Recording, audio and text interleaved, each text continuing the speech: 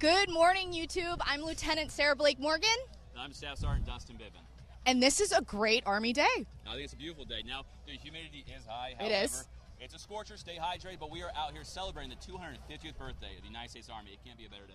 We are out on the National Mall. This is your Army Birthday Festival, and we're going to be with you throughout the day, taking you on a journey, showing you the history of the Army, the agility of the Army, the lethality of the Army, and it's all going to be happening right behind us. Yeah, I can't wait. Now, we will kick it off with the Sergeant Major of the Army's speech, opening speech and remarks for the Army 250th, and then we'll be following that up with the Sergeant Major of the Army's fitness competition. Now, I'm excited for all the events we have here today. We have some notable figures. We got influencers all throughout the Army. We have celebrity chefs, live music and performances, as well as some NFL, representatives. I'm excited to see it all. Absolutely. There are so many events planned today. Of course, the culmination tonight will be the parade. Yes.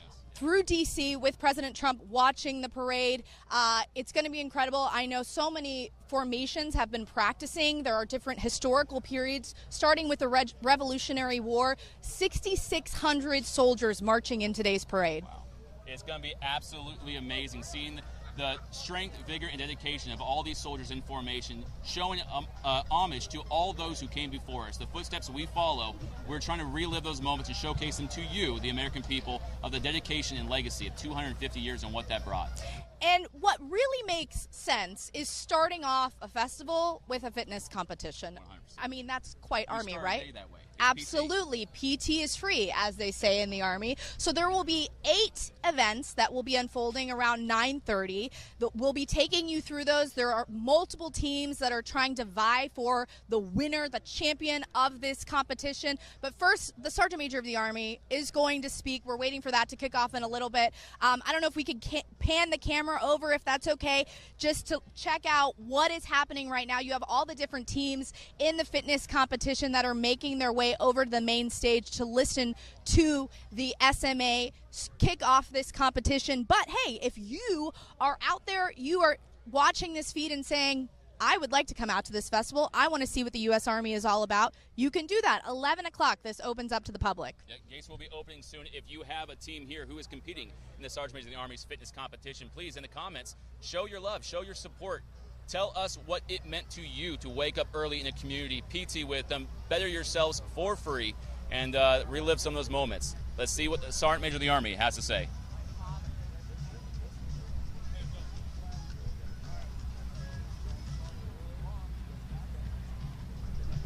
So we are also live on Instagram, which is an incredible opportunity for you all that are watching either on YouTube or on Instagram to ask questions. There are so many different facets of your United States Army. And if you have questions, we want to hear them because the experts are here. We have all the different divisions. We're kicking off. So we're going to go silent just a minute. Oh, we have momentarily. Okay. What time is it? It's 9:20. It's prompt. It's 9:20. We have experts here. We have SMEs, subject matter experts in this environment. So if you have questions, please give us those questions, and we'll seek those answers for you. Absolutely. Live on Instagram, live on YouTube. If you have a question, if you are interested in joining the Army, we have the people here. And if you're in Washington, D.C., come out and see us. Say hello. We're going to be here all day. We have all the different facets of the Army. You have your special operations, 82nd Airborne, all the different divisions. If you have a question, if you want to see your Army up close and personal, this is the place to do it. That's right. We're here from 9 till 1800. That's 6 p.m. So please stay tuned. After the opening remarks from the Sergeant Major of the Army, we will get back to you. Take care.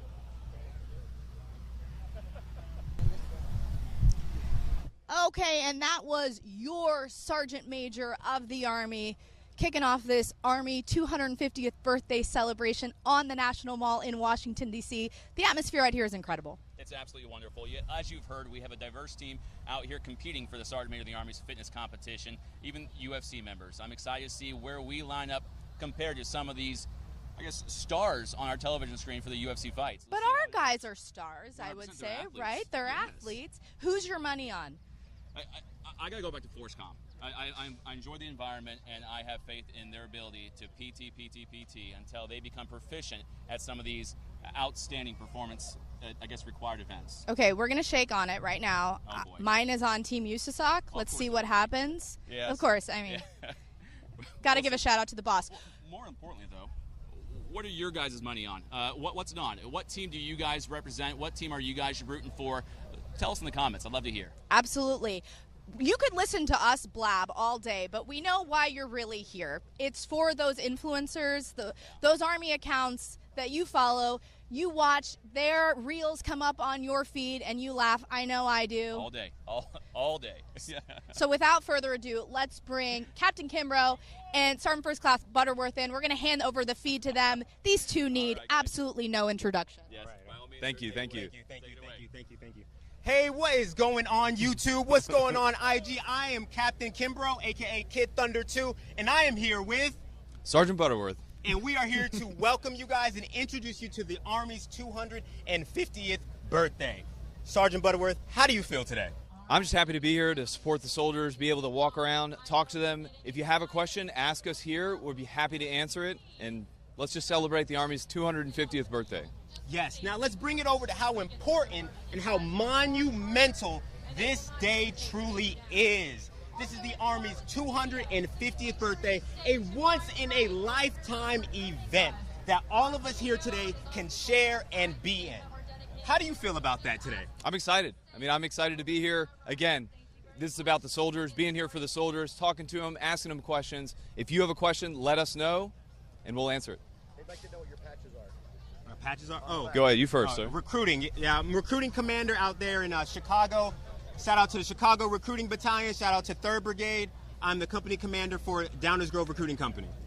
This is the National Guard Bureau patch. I've been in the National Guard for about 19 years, and it's been a wonderful experience, and just happy to be here. Yes, definitely. Now, talking about the patches and talking about what the Army has done for us, I think it's important to really bring this thing full circle. The Army has done some amazing things for me and Sergeant Butterworth here, and I think that's important to bring up. So first, Sergeant Butterworth, if you could give me one thing that the Army has done for your life that has improved your life, what would that be? It's so much. I would say probably all of the benefits that I've gotten, my education benefits, the ability to buy a house with a VA loan, and then just the experiences. My most memorable experience that I've had was going to the Virgin Islands during the hurricane to help rebuild. We rebuilt a church, a school. We got to hand out food, water, do humanitarian aid, and that was something I will never forget for the rest of my life. Wow. How about you, sir? Wow. So speaking on that travel aspect, the Army has done amazing things for me. In my first 4 years in the Army, I was able to travel to 16 different countries, Wow. learn 3 different languages, and do missions with different armies. I was cross-cultural. I got to learn a ton of different things. If you're thinking about joining the Army or want to join the Army, this is probably one of the best decisions you could ever do. Somebody asked in the comments, is that a CIB? But then somebody also asked, what does a CIB mean? It is a combat infantryman's badge. It's a award that you can earn. Yes. I do also have badges, but they're not on this uniform, but I'm also airborne and I'm rigor qualified as well. Great, excellent. Awesome. I guess some of your boss wants to know, what made you guys join the Army? Ooh, you want to go first? What am I doing? Okay. So I come from a family of everybody's Navy. Mom's Navy, dad's Navy, uncles, aunts, everybody's Navy. But you know what? I kind of wanted to be a black swan, right? I wanted to push myself out of my comfort zone and really grow and learn. And that's something the Army has truly brought me. Okay, Sergeant Butterworth, what about you? So for me, it was the events of September 11th. I watched that happen on TV in my chemistry class in middle school. I watched that happen. I came home. I knew immediately that I wanted to serve the country in some capacity. My dad was in the Navy. My brother was in the Army National Guard, and I just decided the Army was the best fit for me, and it's been a great experience. Yeah, definitely, 100%. We're going to go to the fitness event. Okay, and that is it for us, guys. Now we're going to transition over to the Army Fitness Competition. Let's do it. Okay, so there are a lot of events that are going on here today. I could try to pretend like I know what I'm talking about to walk us through all the events. Do you know? So I know we'll be having the Army fitness competition, the Sergeant Major of the Army's fitness competition. We'll also have some NFL drills going on right over here beyond the field. But again, as we go through the schedule today, we'll be introducing you guys to each of these events, showcasing to you live from a point of view that not many others get to see. There's a lot of folks here looking on, but you'll get an inside look at each of these events as they take place. I'm not going to try, but I do have someone ready, prepped and ready to go, who's going to walk us through all these events. It's another person that needs no introduction. She's someone that you probably follow at Queen Baby. Come on in here. There we go. All right, hey, you can take my mic. Go ahead. We're going to ask you a few questions about how this fitness competition is going to work out. You've been through some of these events, right? Yes, so yesterday I got a little rundown and I tried participating instead of them, and they have been, they're tough, okay? They're not easy. So some of our fittest soldiers are out here actually doing this, and it's not an easy game. Okay, walk me through some of what our soldiers, what the teams are about to experience. So today they're going to start with they're going to each have to do 2 rope climbs. It's a team that consists of 5 people, or 5 service members, and they're going to have to do 2 rope climbs. As they're doing the rope climbs, there's going to be sandbags of 100 pounds, 50 pounds, and 70 pounds. Each member has to take 2 of the sandbags, and they got to run over and throw them over the log and put them on this pad right here, and then run back as the other service members are climbing the ropes. And you went through some of these yesterday. I did. Physically, what did that feel like? It was not easy. So I'm quite small, but even just getting that 50-pound sandbag over my shoulders was a little tough. So it's continuous at all times, so it's not easy at all. This is showcasing the very best of America, the very best of the Army. For you, fitness is a part of your platform. Definitely. Why is that something that's so important to you? And why is it something that the Army has chosen to kick off this festival with? I think that the reason why it's so important to me is just, we're in the Army. We're supposed to be fit. And a lot of us, many service members sometimes forget how important it really is. We've got to be the fittest Army. And as you know, the Army fitness test has changed recently. Once again, it got a little bit harder for those combat MOSs, so it's just important to stay physically fit at all times. And I think the reason why they decided to kick off the event with a fitness test is to showcase that importance. Absolutely. For you, being out here for the 250th, this is it's a historic event. How do you feel to be a part of this? I have words but no words. It has been such an extraordinary experience. Since we got out here, this is day 5 of everything we've been doing. It has been nonstop gratitude to be part of something bigger than yourself. Mm-hmm. Makes you proud to wear the uniform. So proud. I'm going to put one more of our soldiers on the spot. Drill Sergeant Fitness. I didn't prep him for this, but I think he might be ready. Thank you so much, and we'll check in with you in a bit. Okay, you look at this course behind us. What's your first take? Organized chaos.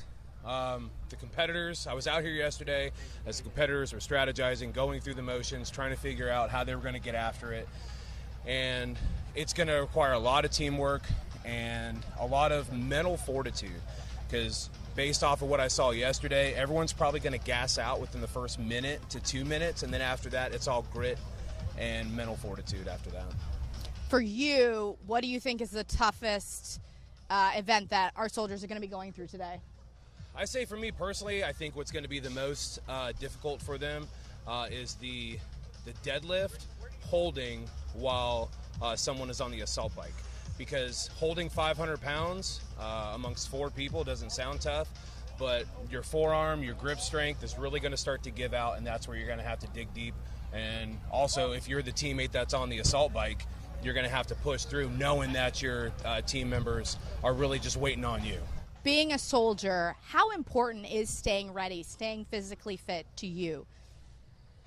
Staying ready, staying physically fit obviously is part of our jobs as United States Army soldiers, but it also helps with mental health. I can't tell you how many times I wake up in a bad mood, and then by the time I'm done with my workout, I forgot what I was even upset about.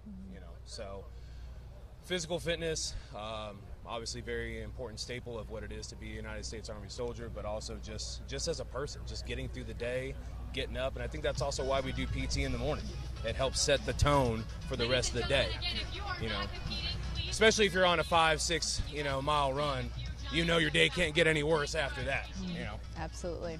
Thank you so much. Yes, We'll check in with you in a little later. We do want to switch the camera angle around in a second because you don't see a lot going on behind us. But over here, we'll switch it in just a second because we got to get some people out of the way. But that's where the main event is happening with this fitness competition. Multiple competitors taking part in this.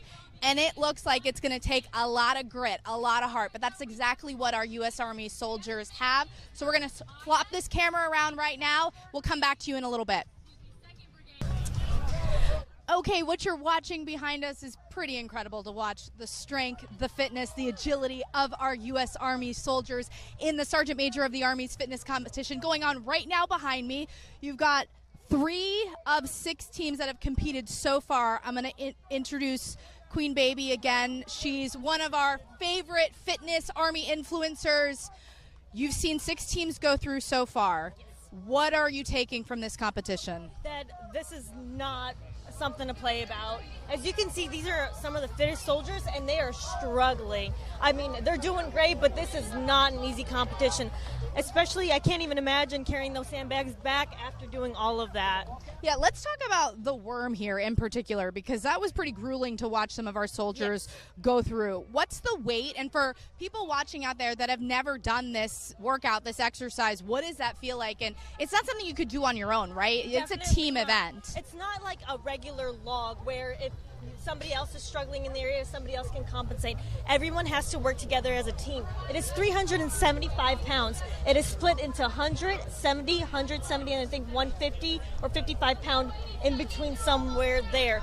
And what it does is you got to collectively lift it together and then put it back down. You got to do it all at the same time or else it's not going to work. Let's talk about the training that goes into taking part in an event like this. This doesn't happen overnight. Definitely These are some of the most fit soldiers that we have in the U.S. Army. But at the same time, this is what being a soldier is all about, right? Definitely. So when you train, you really have to train with a team for something like this. This is not going to be something where you're going to do it individually, especially it being a team event.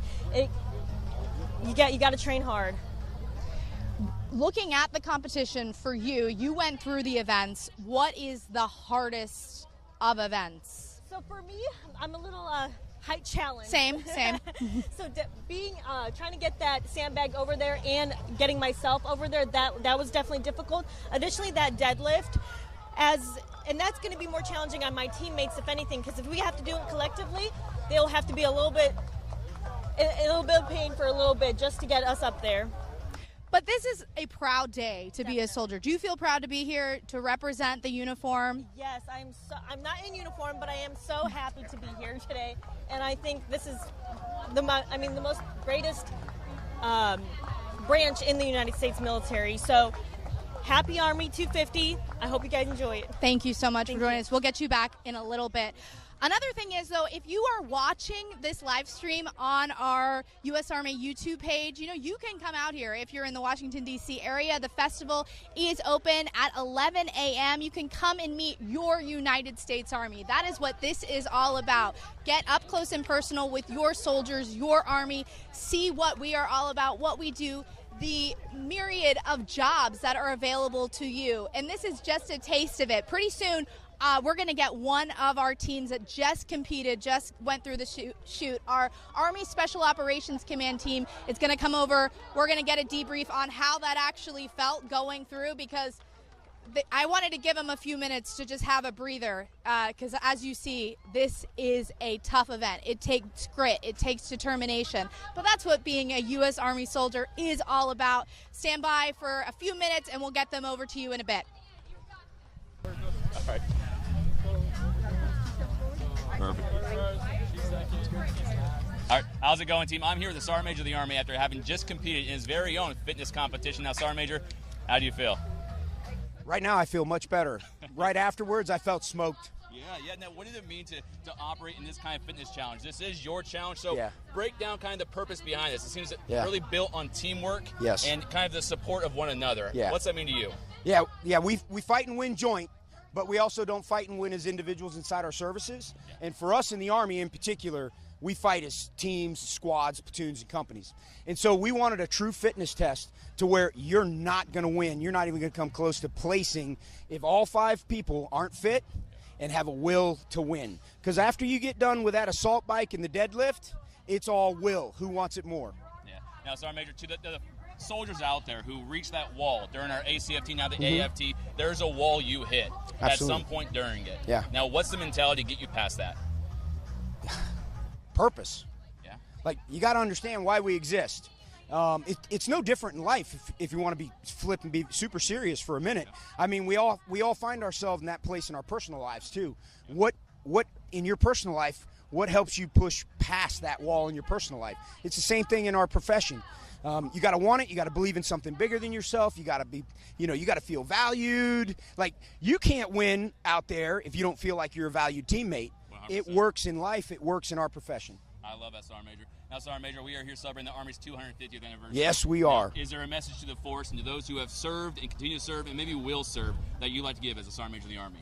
Yeah, 250 years. It's pretty stinking special. 53 years old. I've been associated with the Army all 53 years because I'm an Army brat. I'm pretty proud. But that makes sense because I got 53 years. What we're trying to do today is we're trying to let America know how proud they should be of their Army and the 250 years associated with it. And let people know they can come join this team. 100%. There's opportunities for you. Yeah, 100%. And we actually have a recruiting booth right across the way just here. So if you are in the area, you would like to join service, benefit from the opportunities and programs the Army has to assist you in achieving your life goals, we're here for it, right, Sergeant Major? Absolutely. And I don't know, pretty awesome purpose to serve your country and this Constitution. 100%. All right, thank you, Sergeant Major, for your time. You bet. Appreciate it. Yeah, it's an honor. So Thanks. Congratulations. You bet. Happy birthday, Army.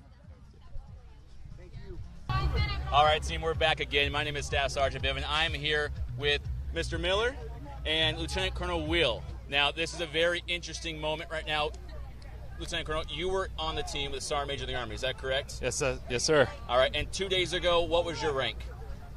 2 days ago, I did not have a rank. Okay, that's why you commissioned just yesterday, is that correct? Yes. All right, so that's a very unique opportunity to not only commission, but the next day be with the Sergeant Major of the Army on a fitness competition. Now, you may think, okay, well, too easy. He must be in a profession that encourages this athletic build of yours. Now, what do you do? I'm the Chief Product Officer at OpenAI, so I work on ChatGPT. That's very impressive. That's something that's now taken over kind of just every aspect of life. I love it. Now, coming into the Army as Lieutenant Colonel, what are your plans or what is your motivating factors? I want to take the stuff that I've learned in the private sector and continue to learn and use it to help the mission however I can. Yeah, not too easy. Now knowing that, what is your continuous goals? Now you got 5 years, 10-year goals. What are yours? I mean, first of all, I assume we're doing this every week, right? I'm out here on the mall every week. This was a blast. Yeah. But honestly, I got a lot to learn. I'm inspired by all the folks around here every day. It's incredible, and I just want to come in and help however I can. Yeah. Now, participating in an event like the Sergeant Major of the Army's Fitness Challenge, what were some of the key takeaways? The whole thing is about teamwork. The events here are designed. We're holding a deadlift while our teammates were on an assault bike, and the longer you take on the assault bike, the longer your buddy's got to hold the deadlift. So everybody's motivated to go as fast as they can, and we pulled it off. We won our heat. What more can you ask for? Yeah. Now, Mr. Miller, you can speak on the program. Is that correct? I can. Now, can you explain a little bit about it to us? Absolutely. So, good morning. I'm Alex Miller. I'm the Chief Technology Officer for the Army. So, we stood up Detachment 201 as the Army's Executive Innovation Corps to do exactly what Kevin was talking about.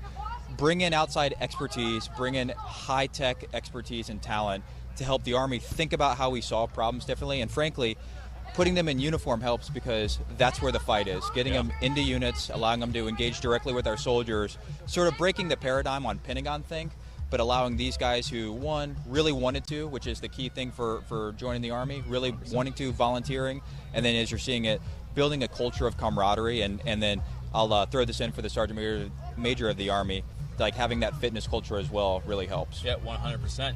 Now, back to you, sir. How do you see the integration of AI and ChatGPT-like functions in the Army? And how would it benefit us in future, requirements? I mean, I think AI is changing all of our lives, right? It's changing our personal lives. We use it every single day, and it's changing us professionally. I think it's going to benefit the U.S. military and everything from the way that we do kind of basic operations, HR functions, kind of back office stuff, but it's also got to change the way we fight. We got to use it everywhere, both defense, offense. Certainly our adversaries are going to. We got to be ahead of that. I completely agree. Now, sir, to those other professions that are out there in the civilian market, considering service but thinking maybe they don't meet the basic requirements, because typically we see some young cats. We see 18 to 25 here enlisting, commissioning. Now, you find yourself later on in life who have already accomplished such great successes. What's your message to those out there who may be able to find themselves in positions like yourself, should they pursue it? I'm 42. We need more great technology talent coming in, joining up with the military and helping support the nation. So if I can do it, you can do it. All right. I appreciate it. Thank you so much, sir. Thank you. I appreciate your time, Mr. Miller. Thank you so much. Absolutely. All right. And we'll be back with you guys after a little bit more of the Sergeant Major of the Army's fitness competition, where you'll be able to hear from one of the teams who participated and see their experience firsthand. All right. Take care. Thank you. Our U.S. Army 250th birthday fitness competition is still going on behind us. Thank you for watching on this live YouTube stream on this really incredible day in Washington, D.C. You've seen some of the very best of the Army compete in this fitness competition, and it's been grueling. There's no one better to talk about this than someone that you probably follow. This is Drill Sergeant Fitness. Hey guys, how you doing? Drill Sergeant Fitness here. He also has a real name. Sergeant First Class Black. Yeah, there you go. Okay. Representing the MPs out there in Kaiserslautern, Germany. What's up, guys? I'm sure they did their fun run today and then were released by noon. I'm still out here working. And it's a hot one. It is very hot. I have done none of this fitness competition, but I am sweating as if I just came off of it. It is hot and humid out here, but you know what? It's well worth it. It's a great day to celebrate 250 years of the United States Army. Absolutely. Okay, from your perspective, what are you seeing as these guys go through this? I'm seeing that a lot of the teams are getting to a certain point in the competition where they just completely gassed out. All right, they've got nothing left of the tank, and that's that moment in time where they got to dig deep, find that mental fortitude, and just keep pushing forward. They don't want to let themselves down. They don't want to let their team down. They don't want to let the Army down. So at that point in time, no amount of training can really prepare them for it. It's just all grit at that point. What would you say, from your viewpoint, is the most difficult event in this competition? I would say, honestly, the assault bike, right? Yes or no? The assault bike's probably the worst part of that. I mean, your teammates are conducting 5 deadlifts and then holding a 500-pound deadlift bar while you're knocking out 20-calorie assault bike, and then everyone's got to switch out. So that's usually around the time during the competition that everyone gasses out. This is a great representation, though, of what is inside our force, right? Like, this is a soldier. I would say that this competition and the way it was designed really kind of encompasses everything fitness related. You definitely got cardiovascular endurance, muscular strength, muscular endurance, flexibility and agility. I mean, getting yourself and the sandbag over that hurdle. Moving back and forth, moving heavy objects. I would say yes, this competition was designed to really encompass everything that your everyday ground pounder goes through while conducting combat missions. At Drill Sergeant Fitness, Sergeant Black, thank you so much for giving your perspective. Thank you for having me. Right now, I'm going to bring in Team USASOC, U.S. Army Special Operations Command. They're going to come in live on camera. I asked them to come in right after they got out of the chute for the competition, but they were a little gassed. You guys killed it out there. Tell me, we'll just go kind of down the line, what was this competition like? Bad, I think, if I had to sum it up in one word. It was good. I mean, we were out there. I think the gentleman before us definitely said that the assault bike was the worst. I would second that and say that holding on to that 500-pound deadlift bar was probably worse than the assault bike for myself. But being the little engine that could, being the turtle and coming from behind and just crushing it, doing what senior leaders do and leading from the front. That's what we're out there about, and I think we did that. What was your mindset going into this competition? I think the priority was make sure we're steady, make sure we're organized, and make sure we keep that pace going on, because we understand that that assault bike was going to slow everyone down, but as long as we stay consistent, it was going to be the priority that we move throughout this competition easily. One thing I love about Team USASOC, and obviously I'm a bit biased for you all, but is that you all are over 40, but that didn't stop you. Talk about the prep and the mindset as well. So I think when it comes to prep and mindset, I mean, we should always have a mindset of excellence. We should always push ourselves to excellence, no matter what your age is, no matter what your pay grade, rank is. Just like Ray said, when you talk about leading by example, I mean, you probably couldn't get any better than this. We come out here, hey, if I'm going to expect the soldiers within the formation to give their all, then I absolutely am going to give my all. So, these guys. For you, what was the most difficult of all the events today? Just staying synchronized, and everything is a team event. We don't go to war by ourselves. We don't do training by ourselves. We work out by ourselves. And, slowing down or speeding up at times, just kind of making sure all of us are giving max effort, doing everything correctly so we don't get penalized or everything else. That was by far the most difficult part. Soft truth number one is humans are more important than hardware. You guys are all special operations soldiers, Rangers, Green Berets. What does it mean to you to be able to represent special operations on this Army stage today? See, ma'am, they hit it a couple times already, but really I appreciate them saying, hey, this is what everybody's been training for months. I think we all got notified and asked to do this about 2 months ago. It's awesome if teams get time time off to train and get ready for this. But we've got battalions to run, we've got CG staff positions to run. This is, fitness is a way of life. It's the most important thing we do in the day, getting ready, getting up, starting our days off that way. And I used to, even before down a regiment, tell my Rangers, hey, whether you're at the staff or whatever it is, I expect you to be able to walk out the door and exceed standards. And this is the same thing for here. We got notified.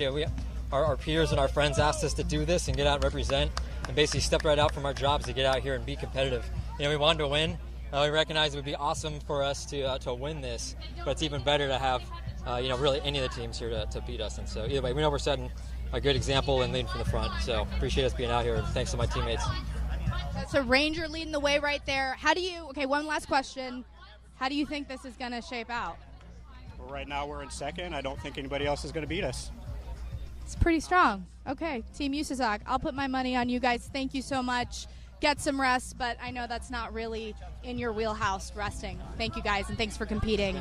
So we still got a little bit of competition left to go out here on the National Mall in Washington, D.C. as we celebrate the Army's 250th birthday. This is an incredible event. 11 a.m. This festival is open to the public. Tonight there will be a massive parade throughout Washington, D.C., and you will see the very best of the Army, starting at the Revolutionary War, going up to present time. You will see history on display, legacy, lethality, all the best of our soldiers. So if you're watching on YouTube, you can do so here. You can also stream it on Instagram. Our influencers will be checking in throughout the day, but we will be back and forth so we can take you on this journey with us. And if you're in DC, make sure to come out and say hello. See you in a few. Okay, coming back to you live from the U.S. Army birthday, 250 years. This is an incredible event. We're out live right now on the National Mall, Washington, D.C. The fitness competition's still going on behind me, but throughout the day, we're live here on YouTube, bringing you up and close and personal, meeting your United States Army. And right now, I'm actually going to introduce you to my bosses.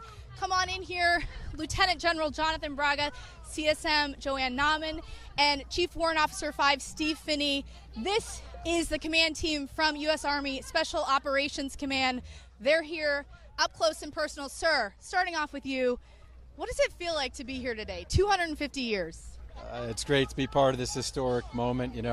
I'm old enough to remember the bicentennial of the United States in 1976, so I think it's going to be a memory for everybody who came out today, or everyone's going to see this on YouTube or on TV to be part of this historic moment. Couldn't have a better opportunity. It's just awesome. 250 years is a long time, CSM. I don't think we look a day over 200. Yeah. That's saying something for sure. For you, what does legacy mean? I mean, I think it's about understanding what our past is and knowing our history and celebrating that history, but it's also about taking that to the next step. It is about transforming. And the great thing here today is you can come out here and see all of the new equipment, what soldiers are using now, touch it, feel it, understand it, kind of be a part of the Army for a day. Chief, you've been in the Army quite a few years. Not 250, though. 250. Your Army story, what does being a soldier, being a Green Beret, being able to wear this uniform for decades mean to you? Yeah, I'll tell you, when I first came in the Army, I don't think I could fully appreciate what's going on here today. And it's great to come out here. It's great to celebrate 250 years of the Army. It's great to see these young soldiers out here. It's great to see the civilians out here interacting with all of us. And this is what it's all about. It's about us interacting with everybody here, and it's celebrating the Army's 250th birthday. And I couldn't think of any other way that I'd want to spend the last, 34 years of my life. 34 years. That ain't nothing, right? Sir, let's talk about being a special operations soldier. We are the Army Special Operations Force. If people come out here, they can meet Rangers, they can meet Green Berets, they can meet our aviators. Talk about that and what it means to be a special operator. Well, first of all, it's just a privilege to wear the uniform, and then to be surrounded by people who want to go even a little bit more extra and push themselves every day and not rest on their laurels from what they did last week, last year, last month. We like to say selection's an ongoing event. To be surrounded by people who want to push themselves every day, like you see out in this competition behind us right here, pushing to their ultimate maximum potential. It's absolutely intoxicating. They come to work every day. We have the best job in the United States Army, I promise you that. We're surrounded by the best people who are motivated, who push us to go farther than we could ever even think possible. And that's just the specialist being of a team like that cohesive team, people volunteer multiple times, seeking to make a difference and seeking out actually missions of consequence. To be surrounded by people like that and make a difference in people's lives, it's an absolute blessing. What do you have to say to someone who might be watching this live feed? They want more out of life. I know you preach this a lot. Don't self-select. What's your message? Yeah, I mean, I think I would encourage them first, look at the Army. There are so many options. I came in the Army on a 4-year enlistment thinking, I'm going to get a skill. I wanted to learn a language. And here I am 29 years later because of the opportunities that the Army has given me. And, I would tell anyone who's thinking about special operations, come see us today, visit our website, find out what it's like to be in special operations, and then give it a try. I think too many people just, they're scared that they might fail, but go out there, prepare yourself for it, give it a try, and we'd love to see you in our formations. All worth it, Chief? Absolutely. I would just say to any young person I'd talk to is take advantage of those opportunities that Sergeant Major just talked about. When I came in the Army, I wasn't the biggest, the fastest, definitely wasn't the smartest or the strongest, and I just took advantage of every opportunity I had, and it's taken me this far. So it's sky's the limits. Sir, I'm going to end with you. One of your catchphrases has become, I'm not going to ruin it, I'll let you do it, but this is a team, right? We're all a part of the team. Talk about that. Well, first of all, tying it back to the 250th. So we had the opportunity just yesterday to celebrate a day before our birthday, 250 years ago in Philadelphia, kind of the cradle of where this all began. So while the first blood was spilled in the battles of Lexington and Concord, April 19th, 1775. It really wasn't until the Second Continental Congress kind of gave us our birth certificate, our happy birthday birth certificate, stood up the Army, put George Washington in charge of it, and I was really thinking about this. The Founding Fathers, I don't know if they thought this grand experiment of a country based off liberty and freedom was going to last 250 years, but I do think they absolutely believed it didn't have a chance without the United States Army. And they established that first, and then that led to the creation of the country.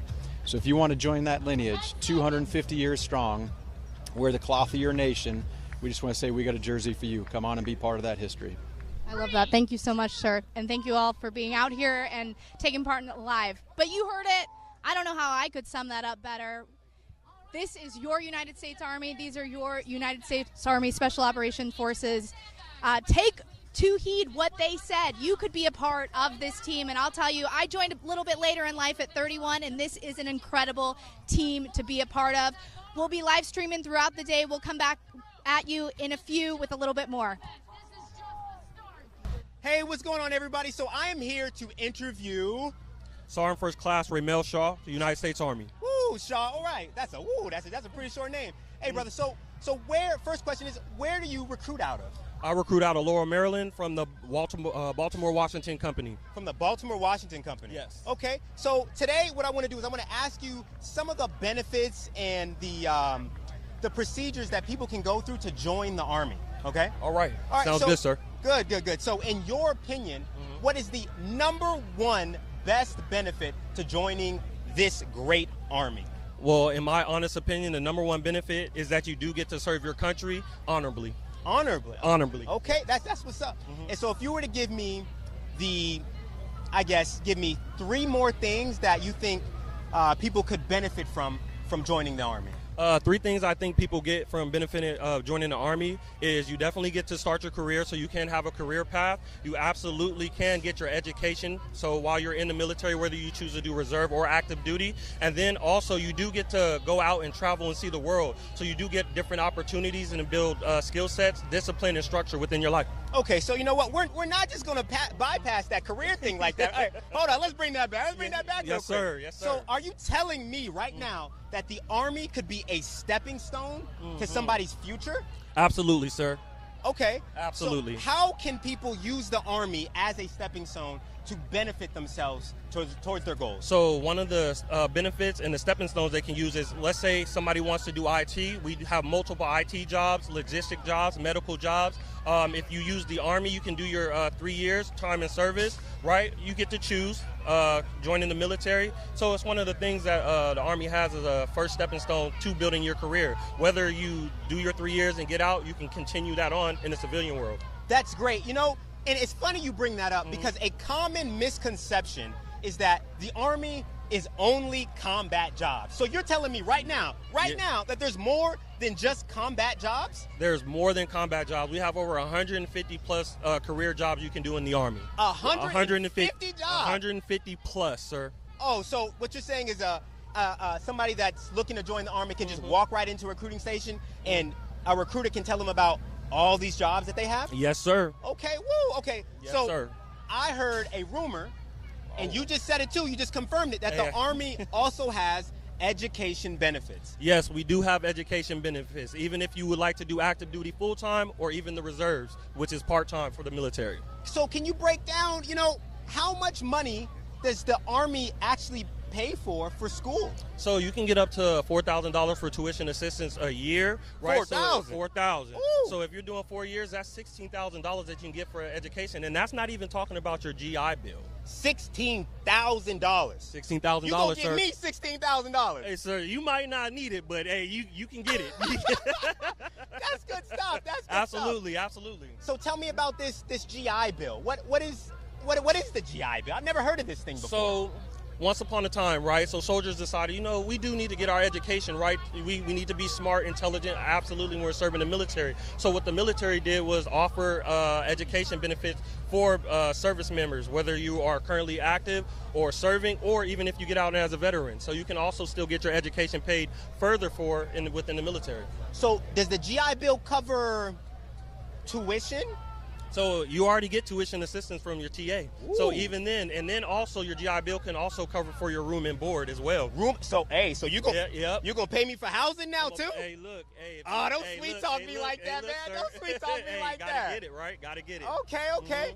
So you also did mention that I can travel in the Army? You can travel in the Army, and which is also a big misconception with the Army. So yes, you will go anywhere in the world where the Army says you need to go with active duty, but in your own free time, we do get paid leave and time off, PTO for civilians, right? Okay, so I get paid time off? You get paid time off. How many days do I get a paid time off? So you can get up to about 6 weeks worth of paid time off. 6 weeks off?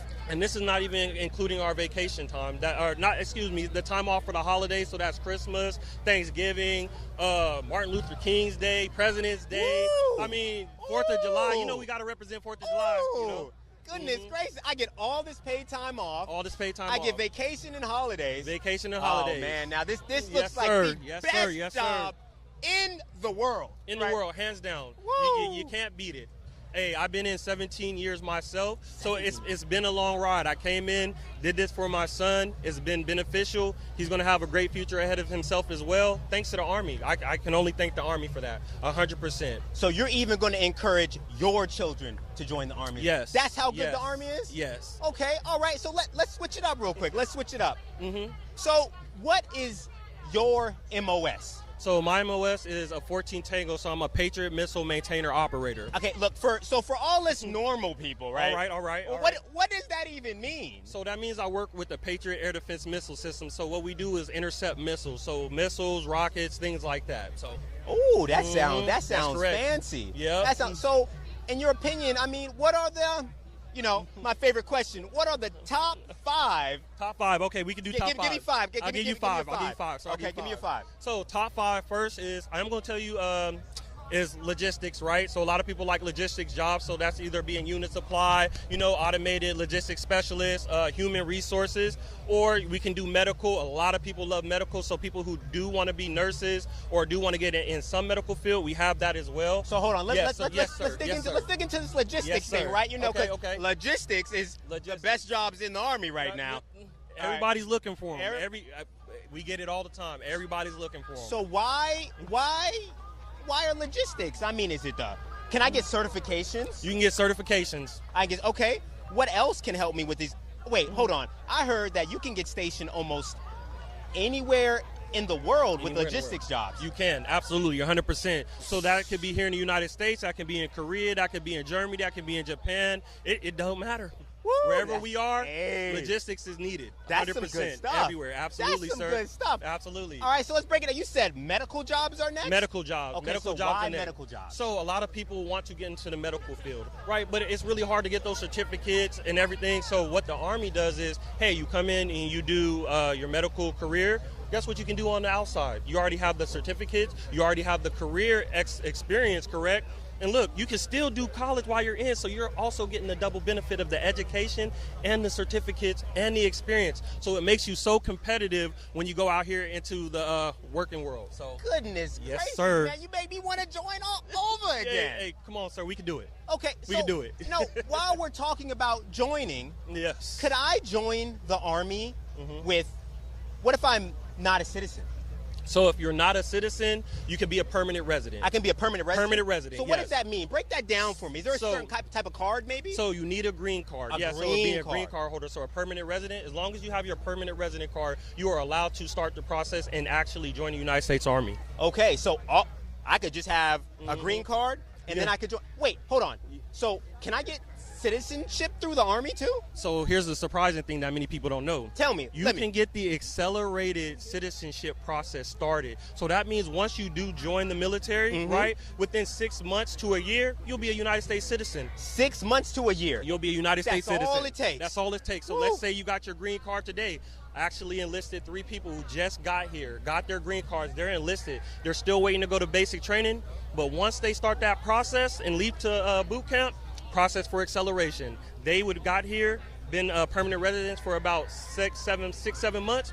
Boom, within a year and a half, they're going to be United States citizens. That is amazing. Yes, sir. That is amazing. Yes, sir. That is a very huge benefit. And it's wonderful because it allows our friends who come over here who want to be part of the United States and join and serve, they get to actually become citizens. So it's a wonderful thing. That is great. Yes, sir. So what you're telling me is the Army is changing lives. It's changing lives, sir. It's changing lives. Oh my gosh. Yes, all right. every day. All right, so I know I stopped you in the middle. You said logistics, number 1, medical, number 2. All right, give me your third. Lay it on me. All right, give me your all third. right. So the third one is IT. IT. Okay, now why IT? So IT is, come on, we're looking at the future now, right? Okay. So look, technology's changing, technology is advancing, also from multiple threats. So we definitely need those people who want to come in, serve in the IT field, whether that be in electronic warfare, information technology, or communications.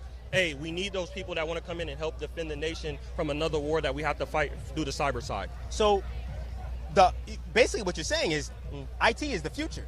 IT is the future. Oh, that's what I like that. I like that. IT is the future. Yeah. Woo, I like that. All right. So you gave me your top 3. Now give me number 4. All right. So number 4 might be a little controversial. Okay. It might be a little controversial. I'm here for it. Right? I'm here for it. But I'm here for it. It is the mechanic jobs. It's no. got to be. It's got to be. It has to be. Without our mechanics who support us while we're out there in the battlefield, hey, how could we win? If everything is going down and we can't fix it, we don't have the expertise, we can look for it for our mechanics, for our engineers to come help us continue the mission. So you're saying, I mean, are these just like vehicle mechanics, or are we talking about airplane mechanics? We are talking about everything from vehicle to everyday equipment to aircrafts, everything. Woo, and I say like everything. that. I say everything. Wow. I think so. On average, how many mechanics do you think really go in and join the Army from your office? From our office, so we are a very busy office, right? So if I had to say on average, thinking about it, because IT, like I said, IT and medical do and logistics take that over, I'm going to say about 30 to 40% come in that want to come in and do the mechanic side because they want the skill set. They want to have that when they get out of the military, which is good because they're forward thinking. So I can come in even as a mechanic. Can I use my tuition assistance? You can use your tuition assistance. Can I also use my GI Bill? You can use your GI Bill. So what it sounds like what you're telling me is no matter what job I pick in the Army, I can use all of these benefits. You can use all of your benefits. Oh yes. my gosh! Like I just want to join so all. I do got to give a caveat too, sir, right? Okay. Lay it on me. So do your 3 years. Your 3-year minimum is required, right? Especially because we didn't even talk about the VA loan yet as well. So you want those full-time benefits as well. When you do get out, do your 3-year minimum. That's it. 3-year minimum. 3-year minimum. That's all I need for the GI Bill? That's it. Do your 3-year minimum. Okay, okay. And this also includes the reserves. Many people get worried that, hey, I'm not going to receive these benefits because I'm only doing part-time. Hey, it's all still one team, one fight. So you do your part, you're still going to receive these benefits. Just got to put this time in. Okay, okay. Now I like it. Okay, now give me number 5. Give me fifth best series. All right, so I'm going to hold it down. I'm going to say it's for my 14 series. Let's go 88. 14 series. Okay. Let's go air defense, all right? Let's go air defense, all right? So tell me, what are the options on the civilian side that somebody can do if they join as a 14 series air defense? So a lot of people who do join in this side end up getting into the warrant officer field, right, which helps you become a subject matter expert, right? Or even if you become an NCO, you're going to get to build that leadership skill. You're going to understand the Patriot missile system. You're going to understand electronics. You're going to understand the communication side as well. So when you take that to the civilian side, a lot of people like Lockheed Martin are looking for these type of people sometimes, right? I don't quote me for Lockheed, but a lot of people like to try to get into that. Okay. And the crazy thing is that people don't know that 14 series, every single 14 series come with a secret security clearance. So even if you say, hey, I'm just a 14 Tango, hey, we pack stuff up, we get the system ready, but guess what? You have that secret security clearance, which a lot of people show that you have the trustworthiness to be able to be an employee for somebody in the civilian side. Oh, yes, okay. sir. I like that. Yes, sir. So now let's move into, I say, the less common benefits of the Army, right? So let's talk about the VA loan. VA loan. Yeah. So many people don't know. What is the VA loan? So the VA loan is, let's say you're trying to start a business or you want to get a house or something like that. This is an interest where you can get the 0% interest where you're looking to put down on a house or something or a business, right? A lot of people say, hey, I want to start a business. I need some help. Going to the bank is very expensive. That we know those interest rates are kind of high. But since you did your service, that VA loan can help you with that, so you don't have to worry about those interest rates and things like that. All right, hold on. So slow down. Sir. So it sounds like you're talking about the small business VA loan, and then you're also talking about the home VA loan that I can use to buy a home. Yes, sir. Okay. Yes, sir. So with no money down, no money, I can go and buy a house. Go buy a house. Woo! Now be responsible with your money. Woo! Be responsible with your money. Okay. All right, I like that. Yes, sir. All right, so and then I can get a small business loan with the VA loan too? Yes, you can, sir. I can start a business. Yes, you can, sir. Oh my gosh, yes, that is amazing. Many people don't know that, but that's the benefit of the Army. You have so many opportunities to build a career, build a future, build your family, right? All these things the Army provides for you, especially, like I said, career-wise. Hey, different times right now, so hey, let the Army be your stepping stone to getting you somewhere. Okay, so I mean, let's switch it up. I know we have more benefits in the Army, right? So yes, sir. What if one day I get sick, like, yes, sir. and I want to go to the doctor? So, and I'm a soldier. Do I have to pay? Do I have to pay for healthcare? Oh man, absolutely not. What? What are you telling me right now? Not. Absolutely not. So, being in the active duty military, right, you are paying for zero health care, okay? So what happens is, right, you do go to, let's say, a military hospital, like me for myself, hey, you can get LASIK paid for free, $5,000. LASIK? LASIK, PRK. Woo! Yeah. So I don't got to wear glasses no more. No more. Oh, I'm man. living proof. I don't wear no glasses man. no more. I No can contact, see the no future. glasses. Yes. Okay. I don't know how far, but you're going to see that far. But still good. Yep, so same thing. Break your leg, get injured, anything like that. Hey, let the military pay for it. Hey, even if you're on duty or off duty, hey, the military's covering you for your medical bills. Yep. Okay, so I also heard, and now, again, this is just a rumor. Yes. But what if my teeth hurt? What if you guys have like maybe some type of dental insurance or something Yes, here? we do. We also have dental insurance, and you can also get your family covered with the medical and dental as well. Okay, so wait. So the Army will cover not just me, but my whole family?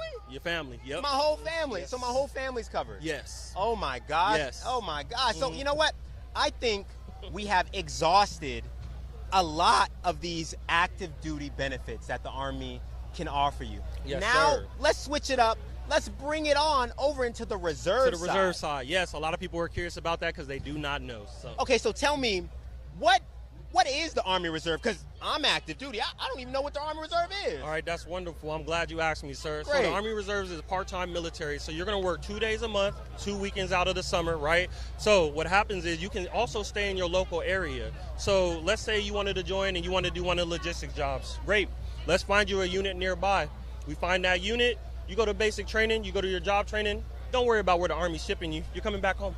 Oh. Coming back home. You're come back to your unit right here, let's say in Maryland, then you're going to see them once a month, one weekend. That's it. And then you can continue going on. So if you decide, hey, I want these certificates or the security clearance so I can continue get this job, hey, work that job full time, work the Army part time. So wait, hold on. So you're telling me I can join the Army? Yes, sir. As a reservist? Yes, sir. Go to basic, go to AIT. Yes, sir. Get my certifications, and then come back around and come back home? Come back home.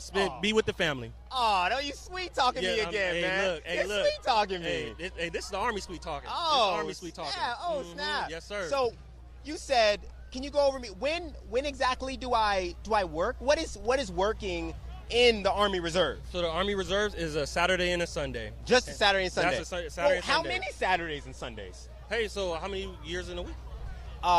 Excuse me, I said that completely wrong. Excuse me. So how many weekends do we have in a year? How many weekends? 52, I think. Right, and then we still got holidays too, right? Yes, we do. So it's going to be a little less, right? Woo! Hey, you know? Hey, so you're going to put the time in. So you working that many weekends and you getting to do your job full time is too much of a benefit for someone. And then let's say those college students that say, I just want to go to school full time, but I need somebody to have that support. Guess who's doing the support? The Army. While you focus on school and get that benefit. So do I still get the tuition assistance and the absolutely. GI Bill You while I'm still in the do. reserve? You still get both. You get your tuition assistance and you still have access to your GI Bill. Yes, sir. Oh, nah, man. Yes, so sir. I can work 1 weekend a month. 1 week in a month. Is there any weeks in a year that is there any type of training that I have to go to in the Army Reserve? Hey, that's up to the unit, which I won't specifically know as a recruiter. Yeah. But when you get to your unit, they'll fill you in on how their work balance is, and then you'll just go from there with that. Mm-hmm. Is there any options? Let's say I'm in the reserve and I just maybe I want to go active duty at one point. Are there any options or forms I can fill out to possibly go active duty? Absolutely. Really? Tell me more. So let's say you decide to join the reserves, you do your 3 years, you're saying, hey, I'm 2 years in, but things change. I want the full-time experience of being in the Army. You can get a conditional release, which is called a DD Form 368. Get that from your unit command, right, from the very top, right? They have to release you. If they release you from your unit, then come on over to active duty. Smooth transition, smooth process. Wow. Yes. No taking the ASVAB again, no doing the physical, nothing. Just, hey, straight to active duty. I love that. So even if I change my mind, I can switch from reserves to active duty. Yes, you can, sir. Oh my gosh, that is can. just amazing. Yes. So are there any other active duty benefits?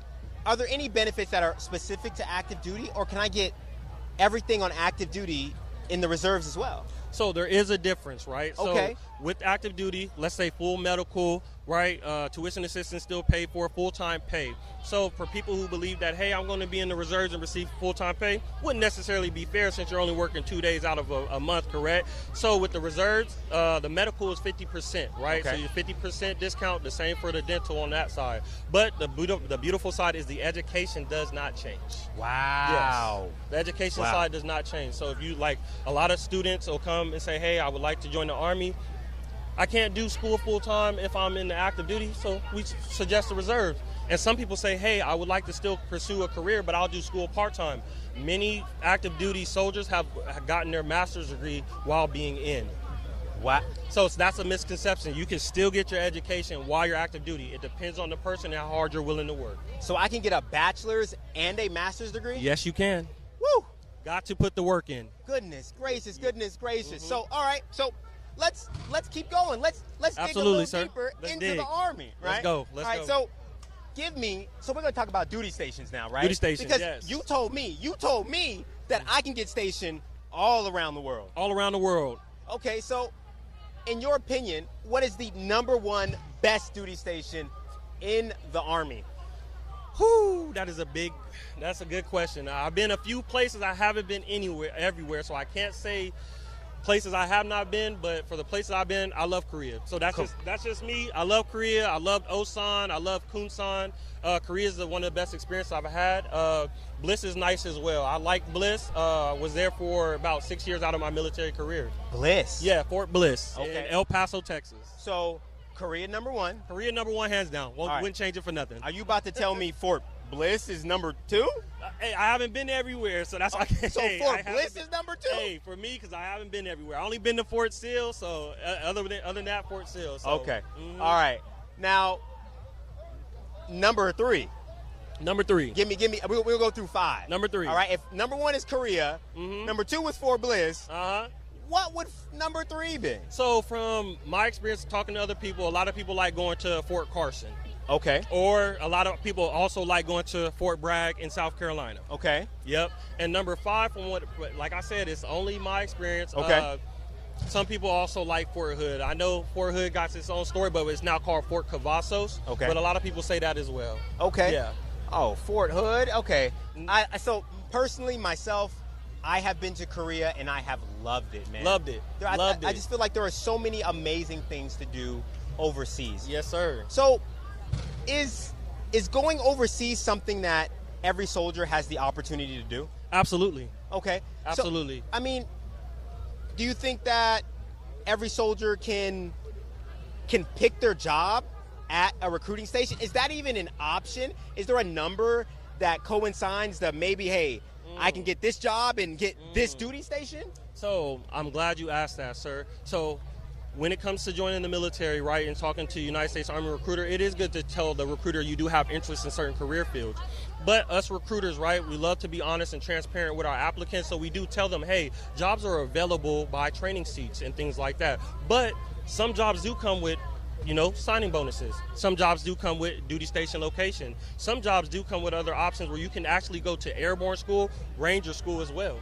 Oh, hold on. We're not just going to switch up over that. Okay. Hey, all right. So you're telling me I can pick my job in the Army? You can pick your job. Oh, we do not pick your job for you. You see your options based off of your ASVAB score. Woo! Okay. I like that. So I get to pick my job, and then there's even a possibility to pick my duty station too? There is a possibility. Wow, I Per don't that know. job, yep, you do have a possibility to choose where your duty station is.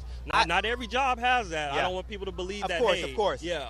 So I don't think any other branch you could pick your job, possibly pick your duty station, and then wait, hold on.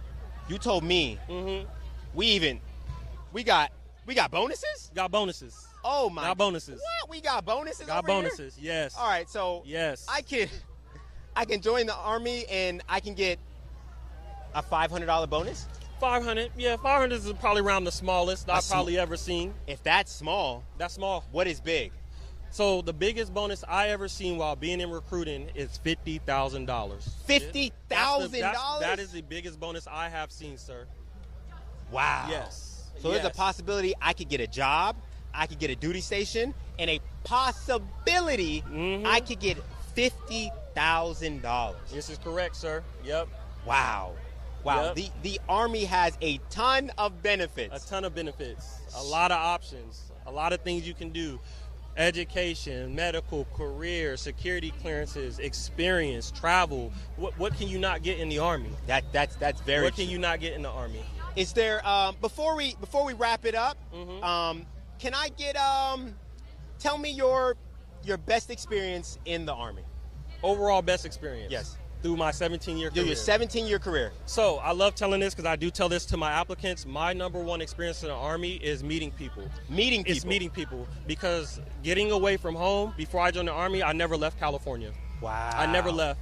I left California and I got to experience the world. I got to experience the United States in multiple different places, especially being out here. I got to go to Korea. I've got to go to Germany. I've been into the Middle East and different countries. Hey, you don't just make friends in the Army, you make family. That's my number one thing I tell people. You make the experience about you and the experience with your teammates. You're going to go through hard times together.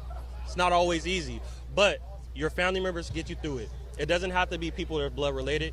They're Army related. Hey, thank you, Sean. I appreciate your time, brother. Sir. All right, we're going to pass it over to Yes, Lieutenant sir. Morgan. Here you go. Thank you, sir. Hey, thank you, Sean. Thank you for all you We are so grateful that you have been tuning in to our live stream here from the National Mall in Washington, D.C. 250 years of the U.S. Army. It's absolutely amazing. As you just heard from our recruiters, the Army has opportunities to help you achieve your goals. Now, I'll speak for self. I've been in 13 years. I've been with my wife for 15 years, and we have 4 beautiful children. Now, all the benefits that we have been able to utilize through service have been the VA loan. I got my bachelor's degree, and we're a single-income family home, but we make it work because the Army is just that great. I tell you, as a 46 Sierra, previous 91 Bravo, the skill sets, certificates, and knowledge experience I have gained in service is uncomparable. And that's the incredible thing about the Army. I joined a lot later in life. I joined at 31. I spent 12 years as a TV news reporter before I put on this uniform. But I had no idea how diverse our force really is. Yeah. The incredible backgrounds that our service members have and the jobs that they're able to do. You mentioned 46 Sierra. Explain to the person out there who may not know what that is. What do you do? Well, it's a job I'm passionate about. We're mass communicators. So all forms of media, whether it be still photography, videography, broadcasting like you have had experience with, or even roles like this, we go in the moments of the excitement. All the train up to it, yeah, we may be there for that, but when rounds go off, when artillery fires, we're there capturing those moments to show the American people what it is that we do to defend our freedoms and secure democracy around the world. And that is the incredible thing. Like, you are never going to have a day that's similar to the day before. That's why I joined the Army. I was looking for something new. I'm an intel officer, but I'm doing public affairs work right now at Army Special Operations Command, being able to see and capture some of the most amazing, incredible work. And really, what you said, when you get to see it up close and personal and be the one to highlight the incredible work that our service men and women do, yes, it's powerful. It's a gift to me that I'm the one that gets to tell the story, right? It truly is. And as the NCO had said, Sergeant Shaw, meeting people is truly, I think, one of the biggest takeaways from service. From folks all across the world, from folks who at one point in time weren't citizens but gained their citizenship through service, as well as those who just were across the nation who you never met, but you meet in formations. Now, the Army is small. I've ran into folks here today that I haven't seen in years. But seeing progress in life just come together, knowing that the Army was the foundation they built that progress off of, is huge. You brought that up about so many different stories within our formation. I'll briefly share the story of Sergeant First Class Zachariah Guy. If you scroll through the Army YouTube a few months, you'll find his story. He grew up in Sudan. He was a Sudanese lost boy. If you Google that, you'll see that this was a group of refugees who traveled across Africa for years. He came to the U.S. On a visa, and he walked into a recruiter's office and decided to join the Army. He spent 20 years in the Army and retired as a Special Forces Green Beret.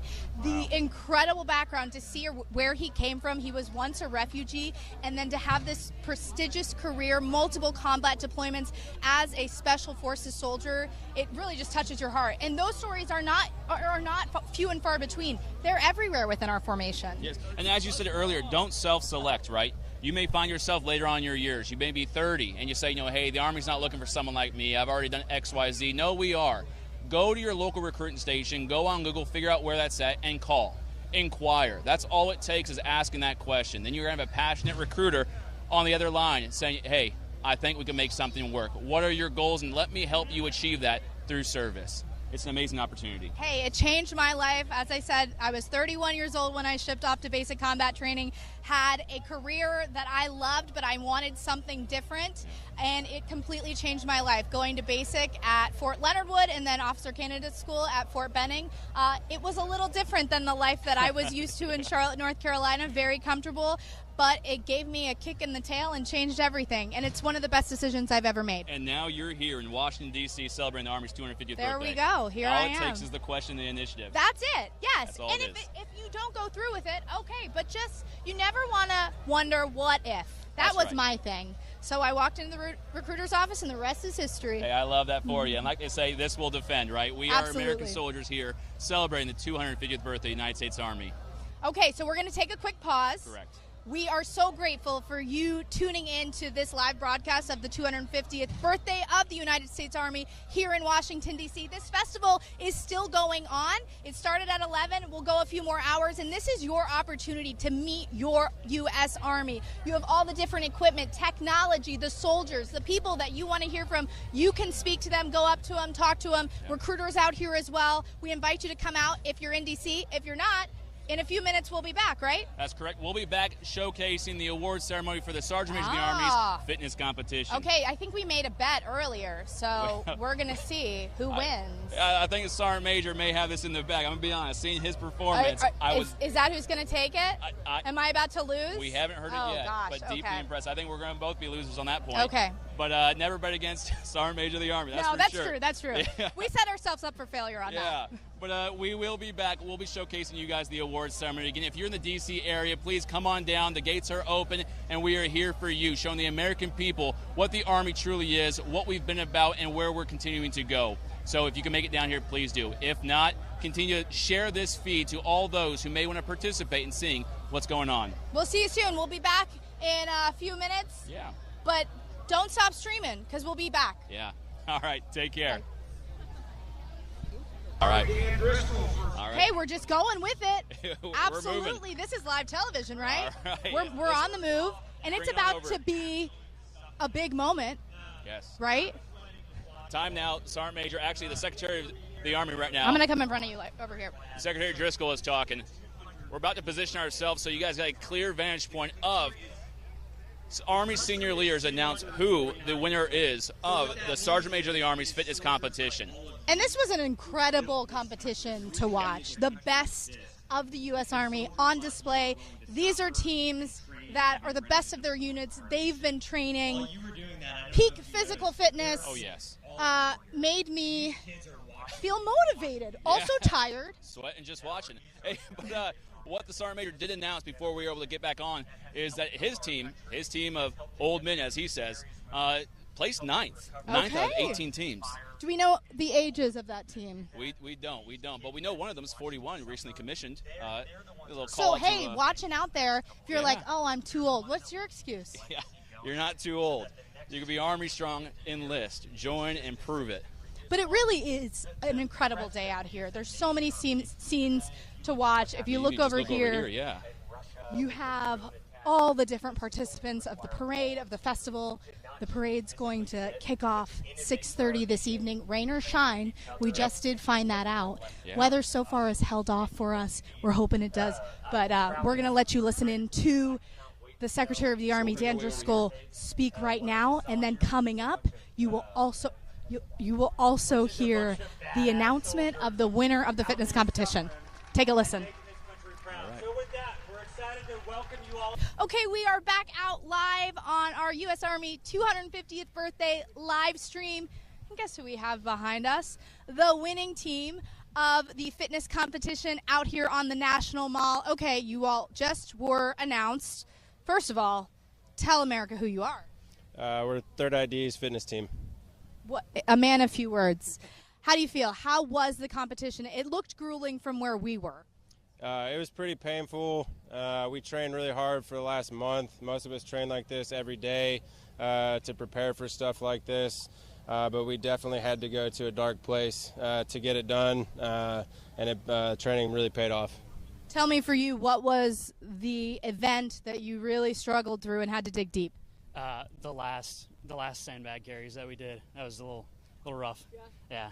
Really had to just these guys were hyping me up and just go into that dark place where you're like, I need to do this. Going into it, what was your plan to train? Did you guys train for a while, months, weeks? What was it?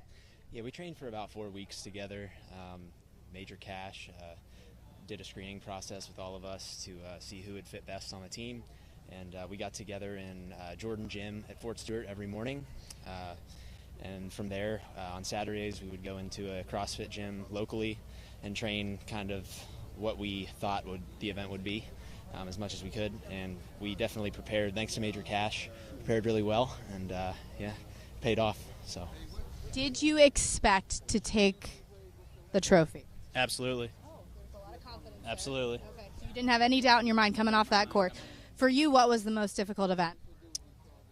The Echo Bike was the most difficult. Just pushing yourself and going as hard as you can, just knowing and trusting your fitness along the way, making sure that you leave it all out there on the bike, and then just trust your fitness, finish through. Physical fitness, of course, is the cornerstone of being a good soldier, being a good NCO, a good officer, all of it. For you, what does it mean that you guys get to take home the trophy for the fitness competition, being a soldier? It's just toughness and it's teamwork, right? That's what it's come down to. It's these guys executing all together, all of us being the same page and same piece. It's come down to the training, the dark mornings where it's just us training hard. That's what it comes down to. Sir, I'll come back to you.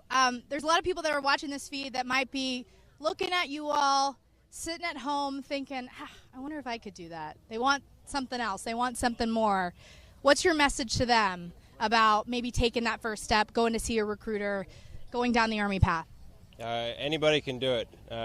Anybody can do it. We're all proof of that. We're just regular people at the end of the day, just chose to serve our country, doing what we love, and we do it for our brothers and sisters next to us. It's the only reason we do it. So if you're thinking about it, go talk to your recruiter. Anybody can do it. Thank you, guys, and thank you for representing the U.S. Army well. I'm sure you're going to be exhausted. Do you have to march today? No. Okay, you don't have to march in the parade. That's good, but good luck. Thank you all for everything and for representing the U.S. Army. So you just heard from the winning team of the fitness competition here on the National Mall. We are celebrating the 250th birthday of the United States Army. This festival has been going on all day out here. It is really incredible to see how many different facets of the Army are represented out here, because it's not just current. We're talking about the past as well. There's so much legacy involved here. And I'm actually going to bring in Sergeant Bevin right now to let's paint the picture. Well, actually, I think I know what you're going to say first before we get into more chit-chat. Our bet? Yes. Yeah. So I've seen the placing teams, and now I know if I'm on there, I'm not placing at all either. But no hard feelings on that. All I know is Third ID was representing FORSCOM, and that's what I said would win, right? That was lucky, though. That was pure luck. It may have been the first thing I thought of was FORSCOM, obviously. Fort Bragg, spent some time there, and that's the extent of that, but I still said it, and that's the important part. Well, you win. Congratulations. I lost. Thank you. Team USASOC lost, but that's okay. That's okay. Yeah, we'll get him next year, right? Like that just earned. There you go. He needs a pass. Yeah. Now, I think we're going to start making our way on over to the medical tent so we can learn a little bit more about the Medical Corps' history in its part in the Army's 250 years of service.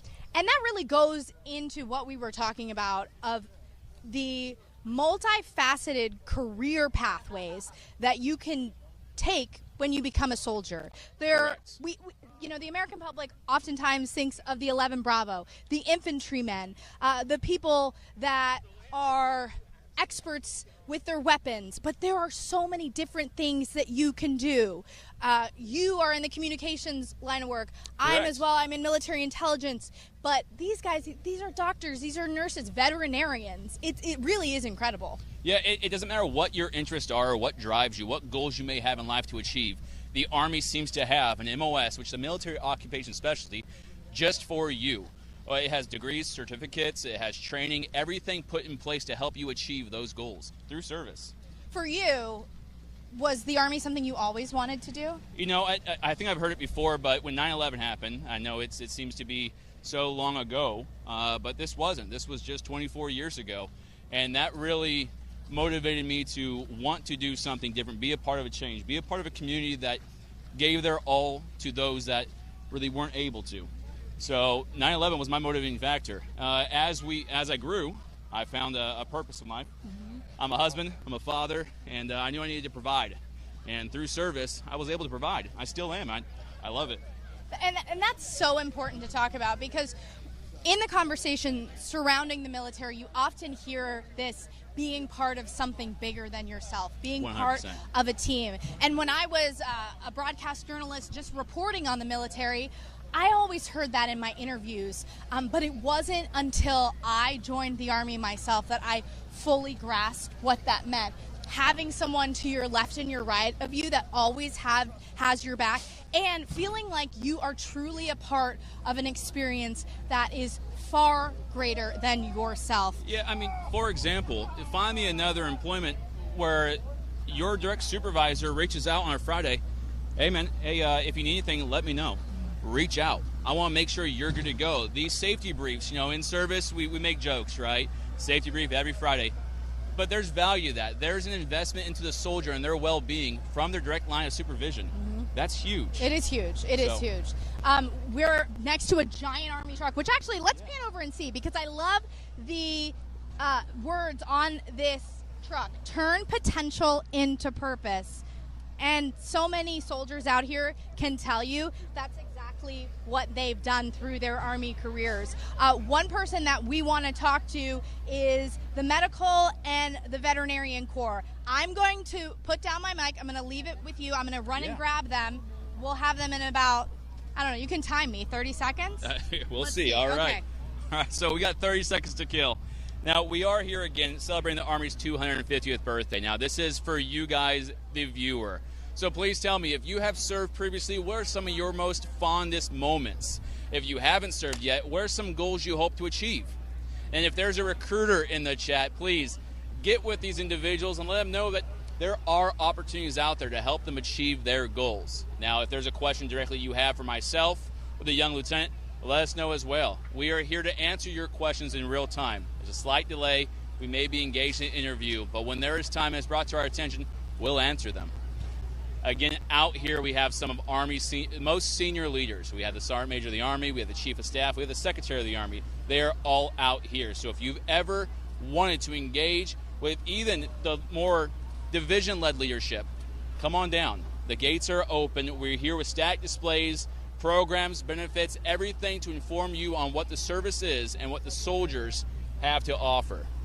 Now, I'm not sure who was timing it because I lost count. But, I would say it was 29 seconds. I say 29 and a half. Yeah, that was close enough. I still got it. I still got it. Okay, so we were just talking about how there are so many different paths you can go down when you join the U.S. Army, and there's no one better to talk about than these two. This is Colonel Geeson and Lieutenant Colonel Watkins. I'll let them describe to you what they do because it's above my head and I might mess it up. But sir, you are in the medical corps. It's really incredible to hear about your passion for what you do. Oh, thanks so much. I'm actually an Army dentist. So I've been an Army dentist for the past 18 years. I did the Health Professional Scholarship Program. As a college student, I wanted to become a dentist, was looking to a way to make that happen, found out about the scholarship program, had my dental school covered, and then owed 4 years back, finished that, and really enjoyed what I was doing. And have had just an amazing adventure being part of the Army for 18 years now. Let's talk about that. You had your dental school paid for by the U.S. Army. You didn't have to worry about student loans. Nope. It's been an incredible path for you, right? It has. It's just opened up so many opportunities. I wanted to see the world as a kid. You know, I've been all over now. Just came back from 3 years in Germany, been to Korea, Kuwait, Afghanistan, Honduras, and all over the U.S. So just really have had a great career of treating soldiers, taking care of soldiers and family members, and seeing the world. Awesome. Ma'am, just to pivot to you, you have an incredible career to talk about. You piqued my interest because I'm an animal person, and if I could do it all over again, I might go down your path. Talk about a little bit about what you do. Yeah, so I think we actually, ironically, have two of our smaller specialty corps here representing Army medicine today. So I'm a veterinarian. I've been a veterinarian for 13 years, came directly onto active duty, again, through the Health Professions Scholarship Program. You know, as a little kid, I probably had the same path that most people do, wanted to be a vet. Didn't really see how that was compatible with service and didn't see it in my future, but I ended up doing ROTC and found some veterinary corps recruiters there, realized that there was actually a future for me. So came on to active duty to serve my time following the scholarship, and I've been here ever since, enjoying my life. Talk about what a veterinarian for the Army, or someone that's a vet tech, someone that's support, what are you doing day to day? So I think probably the most forward-facing mission that we have, obviously, is the animal care that we do. So the military working dogs are probably the forefront that everybody sees. Obviously, the Army employs horses as well, and you'll see that represented in the parade today. So we do the care for them. And really any animal that supports the DoD. So what's maybe not always known is that the Army is the only veterinary corps, and so we do a tri-service mission. So we provide veterinary support to Marine Corps, Navy, Air Force, and the other part of the veterinary corps that's maybe not as forward-facing to the public is our food protection mission. So we actually have a whole enlisted MOS, 68 Romeo, who are veterinary food inspectors, as well as a warrant officer corps, or warrant officer group that is our food safety officers. And so anything that you consume in our dining facilities, on post, our MREs, they're all inspected by actually the veterinary corps prior to being received. And that's something that I just learned today. I had no idea. Sir, bringing you back in here, this was probably not the exact path that you expected to take when you decided you wanted to be a dentist, but any regrets? Are you proud to wear this uniform? Oh, certainly proud. Like I said, I mean, I've gotten to work with so many teams, so many soldiers all over the world, so many different duty stations, and just have some incredible experiences. I really value, you know, having soldiers as patients, right? I mean, they're just an incredibly deserving population to work with and be team members with.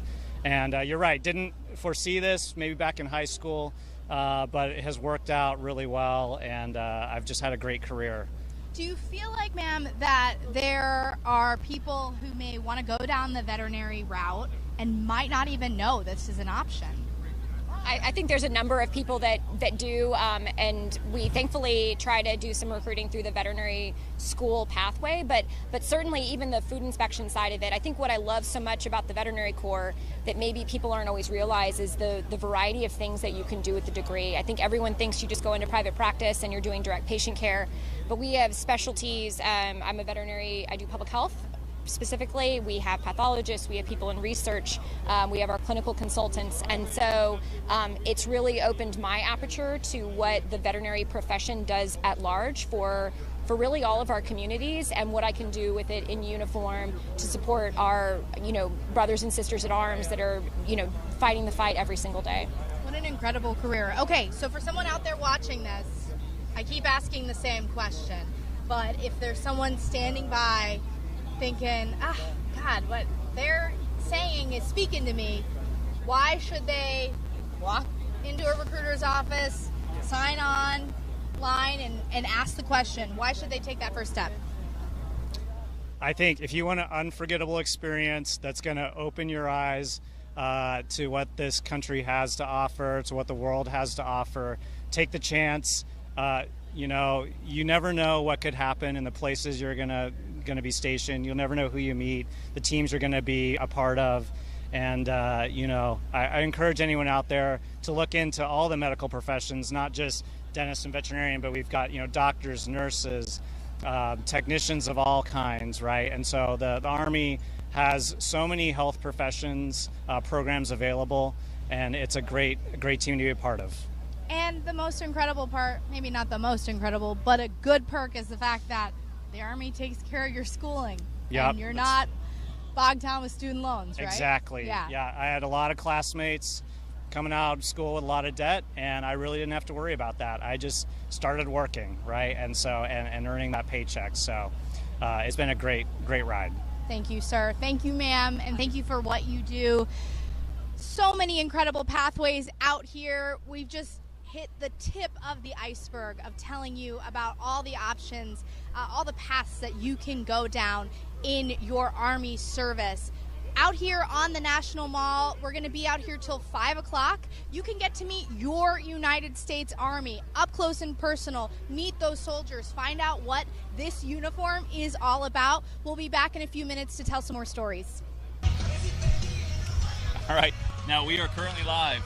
Okay. So I'm Staff Sergeant Bibbin. I'm here with the Chef Rush. Now, Chef, for those who may not know you, can you please give us a little bit about yourself? For the ones that do not know me, I'm Chef Rush. I am a retired Master Sergeant, combat decorated veteran. I do 2,222 push-ups for mental health, suicide awareness, and I am all about the military 100% across the board. I have a few TV shows, but all my advocacy is always going to be focused on mental, military, kids, education, self-worth, and all those things above. Now, I think it's obviously inherent in those words, kind of why those are important, but in your words, can you tell us why this is such a deep-rooted issue for you that you want to focus on?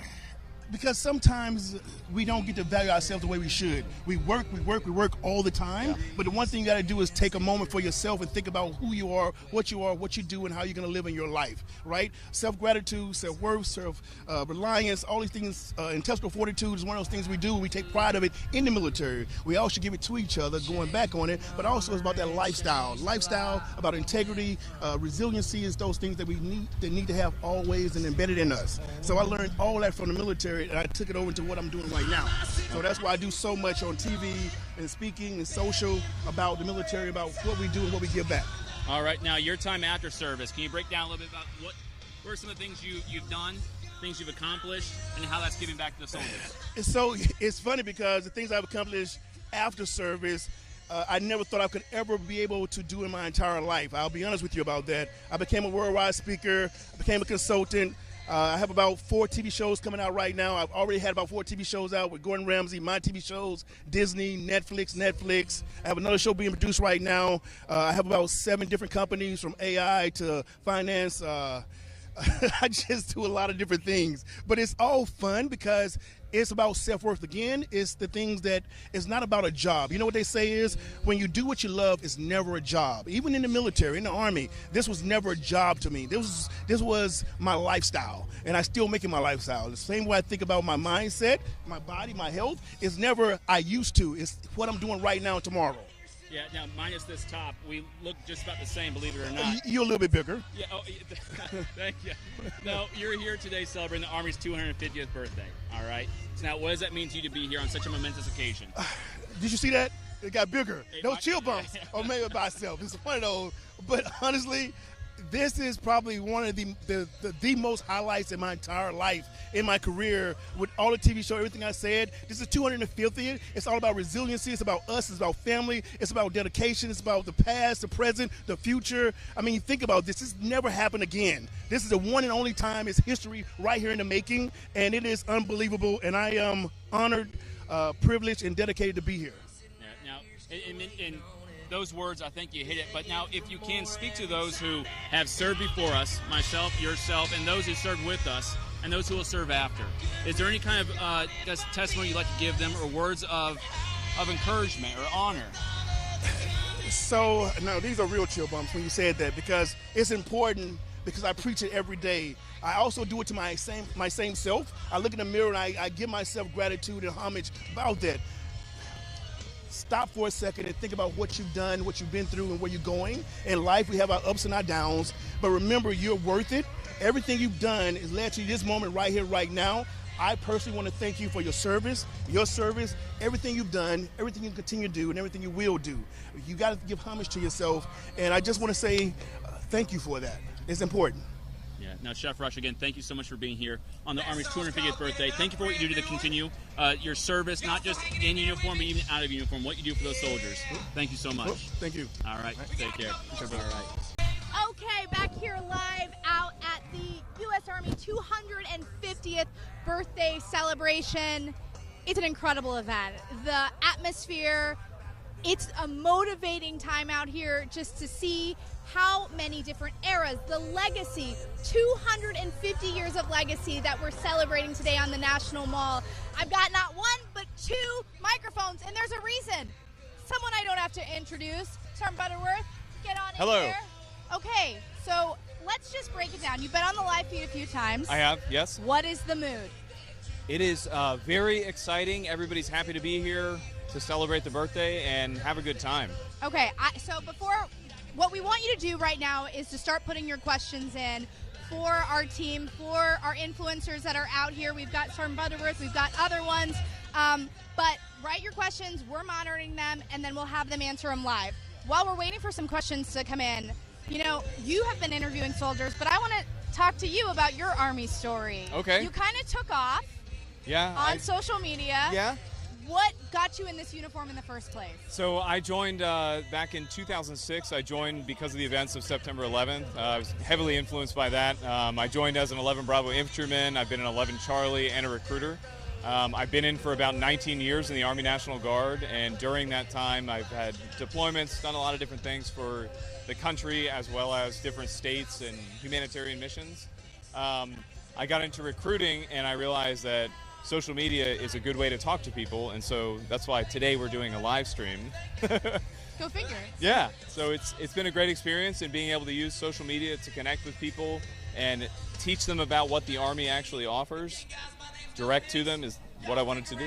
Have you been surprised at how your message, how your videos, your humor have resonated with so many people? Yeah, in the beginning I was kind of taken aback from it. I did what everybody else did in the Army at that point, and I made a video that was very formal and, hello, my name is Sergeant Butterworth and this is what I'm doing. And then I realized very quickly that's not who I am. I'm not an overly serious person all the time. I like to joke around. And so I said to myself, you know what, I'm going to do that. I'm just going to be myself, because at the end of the day, we're all people. We all like to joke around. We all like to eat good food, hang out, do all that stuff. But when there's a mission and something needs to be done, we're in the Army. So I started making these videos. Again, they were super serious in the beginning, but then probably 3 or 4 videos later, I started to do more of the comedic kind of thing while still delivering some of the information, and those, to my surprise, kind of took off in the very beginning. How has the Army changed your life? The Army has changed my life in so many different ways that I never would have thought about back when I was a PV2 getting ready to go overseas. From using the VA home loan to buy houses, to my education benefits and getting my bachelor's degree, the health insurance that's for my family and my kids and all that I'll have, and the retirement that I'm going to get here in a couple years now. So the Army is what you make of it and what you put into it. So if you have the ability to go to schools while you're in the Army, or the ability to serve our country in this capacity, I would strongly recommend it. It's something that has worked out wonderfully for me. Let's grab one more if you're okay with coming out here. Come on down. Come on down. You're the next contestant. Okay, we are. Your turn. Yeah, well, it's all of our turns. All of our Yeah, turns. we're all going to share this. Are you Excellent. monitoring the live feed? Mhm. This is another Here, do you one want me that needs no introduction. Not at all. No, not at all. Not at all. How did you get into the social media space? Was it an overnight thing that you took off? Were you surprised to see how your message resonated with so many people? So bottom line up front, yes, I was completely shocked at the impact and outcome that it has reached to now. Like, case in point, I never thought I would be out here selected to, help celebrate the Army 250th birthday. So it's truly been an honor, right? Especially from the beginnings that I came from. As far as like how I started, I'm gonna be honest with you, it was really just kind of watching a movie and applying some chapstick, and then it kind of just did its thing from there. But I grew and evolved, and I experimented, and then I decided to I did a lot of chapstick videos. You can look at that up later, but did a lot of those, and then I realized I saw a few military influencers right on TikTok, and I was like, man, I should share my story, and I should try exploring and doing other things military related, because I've been in it for so long now. I was like, I could help provide some humor. So long, how many years? As far as in the military, Mm-hmm. so 17 now. 17. Okay. Yeah. Keep going. Yep. So, just doing that, I figured like I can help provide experience. I can help, soldiers learn. I could help soldiers laugh. I could help soldiers relate. And and so like I don't really have like a agenda, if anything. I just kind of just do what feels good. And right now, I currently do military news. So anything military news related, I've been like highlighting and just trying to share that out and just highlight main points. And so far, it's been working out really well for me. As a former news reporter, I appreciate that. Yeah. If you ever want to cross over and join the news ranks, let me know. I'm recruiting for both, I guess. Okay, any YouTube questions? One of the things that keeps coming up is MREs. So I guess that's a good question. What is your favorite MRE of all time in 17 years? I'm not gonna lie. People are gonna hold you to this forever, so you better answer right. No. Yeah, I'm totally down. If anything, I'm making sure that I say the right things because I know how my first term voice can get. So my favorite MRE, 1,000,000%, I would trial by combat for a chili mac. Chili mac MRE. I love the chili mac. Second one would be chili beans. Because it comes with the cornbread. I love chili beans and cornbread. But yeah, those two MREs. If I can at least get one of those for the day, no matter what. And we just came out of the field training event, and I can tell you right now, I only got it like once out of like the 10 plus days I got it. But you know what? I was really happy to have chili mac. What about the worst MRE? Ooh, definitely for me, it's the veggie omelet. They don't have that one anymore, but it was disgusting. It's a good one. Fettuccine Alfredo. Creamy spinach fettuccine. Yikes. That's rough. It will work. You can eat it. It will sustain you. It will. And isn't that the whole point? Exactly. Yeah. Okay, what's your favorite? Favorite for me was the beef ravioli back in 08, 09, I think. I choose the pizza every time. Pizza's pretty newish. I've only seen it like twice. I'm pretty I think. newish, so. Yeah.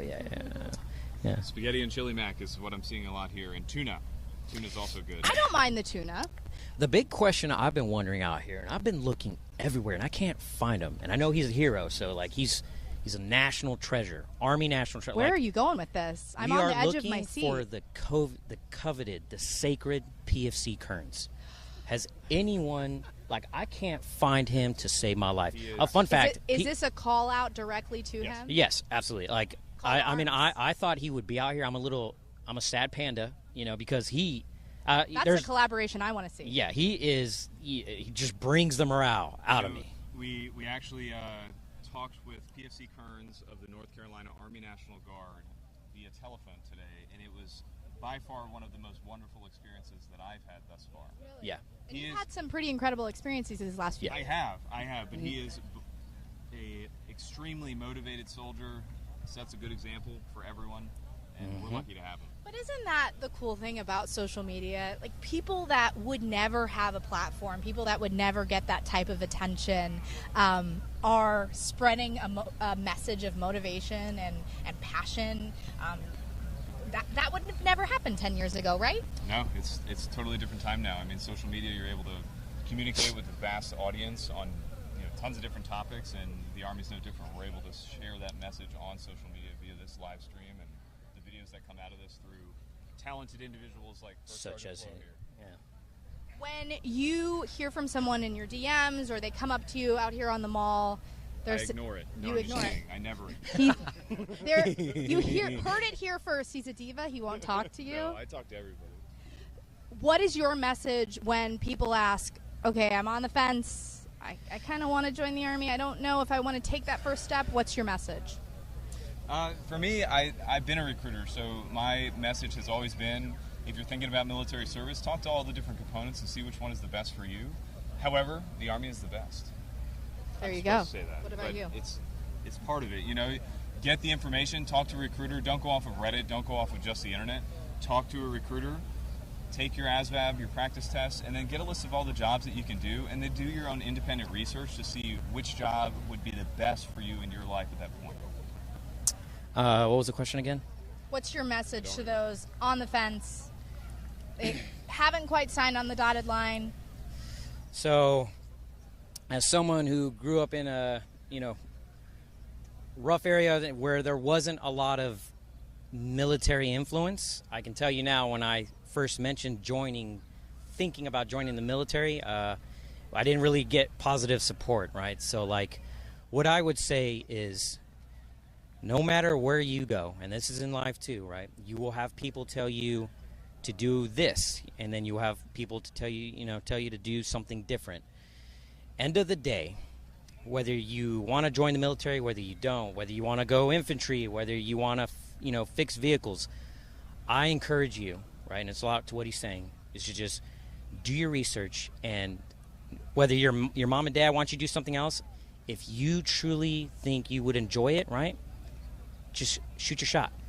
And at the end of the day, you're going to live with those choices and those experiences, and I would rather you be happy with that instead of living under regret that you listen to someone else telling you what you should do with your own life. Shoot your shot. Yeah, shoot your shot. That's the message that's coming out of this. I love that. Obviously, legacy history is a huge part of this 250th birthday. You all have had some pretty incredible opportunities over the past few days to get up close and personal with those uniforms and the people that will be marching in the parade. What's your take on your favorite era and why? For me, it would be now, because it's the one that I'm experiencing, and it's what we make of it. Yeah, that's it for me. Okay. So what's our take on our favorite era? What's your favorite era? In the Army, Yeah. like Army era. I mean, I'm thinking like generations, right? So like, give me like a year span. Like, what do you think? What are we thinking? Like every 5 years? Are we doing World War II, Vietnam, Korea? Oh, okay. We're going huge spans. That's Got what it. I'm I was talking thinking about, like, okay. era. What is my favorite era? Well, favorite era to read and hear and watch and listen. I would say all of them deserve like equal, opportunity, right? And I can say I'm pretty guilty because I enjoy like the World War II era, just like listening to the stories of, the heroes and everything that's gone on with that, like the movies, right? Like that's like my favorite time, is just watching and seeing those examples of what people did, right? So for me, that is a great era. Not to downplay any of the other ones, but that's just how I grew up watching, like Saving Private Ryan, like that's just the time that I like going back to and visiting. But don't get it twisted. Every era's got its good and bads, and I mean even in this one right now, I love it just as much, right? So. Yeah, it's really incredible. I've gotten the opportunity in my past life as a reporter to go along on some of those honor flights with the World War II veterans, and to have a moment and think that I am wearing the same uniform as the ones that came before us is a moment that'll stop you in your tracks, and you think, why do I deserve that? Because of the ones that have walked before us, those giants. But this legacy is real, and it's amazing that it's being celebrated the way that it is. Yeah. How's our YouTube feed looking? It's going. A lot of comments. Any questions? If Come on, guys. if they're looking at any, or do they also ask questions? The background, or I don't know if they have. No, it's just on our YouTube feed. Oh, okay. We don't. No questions so far.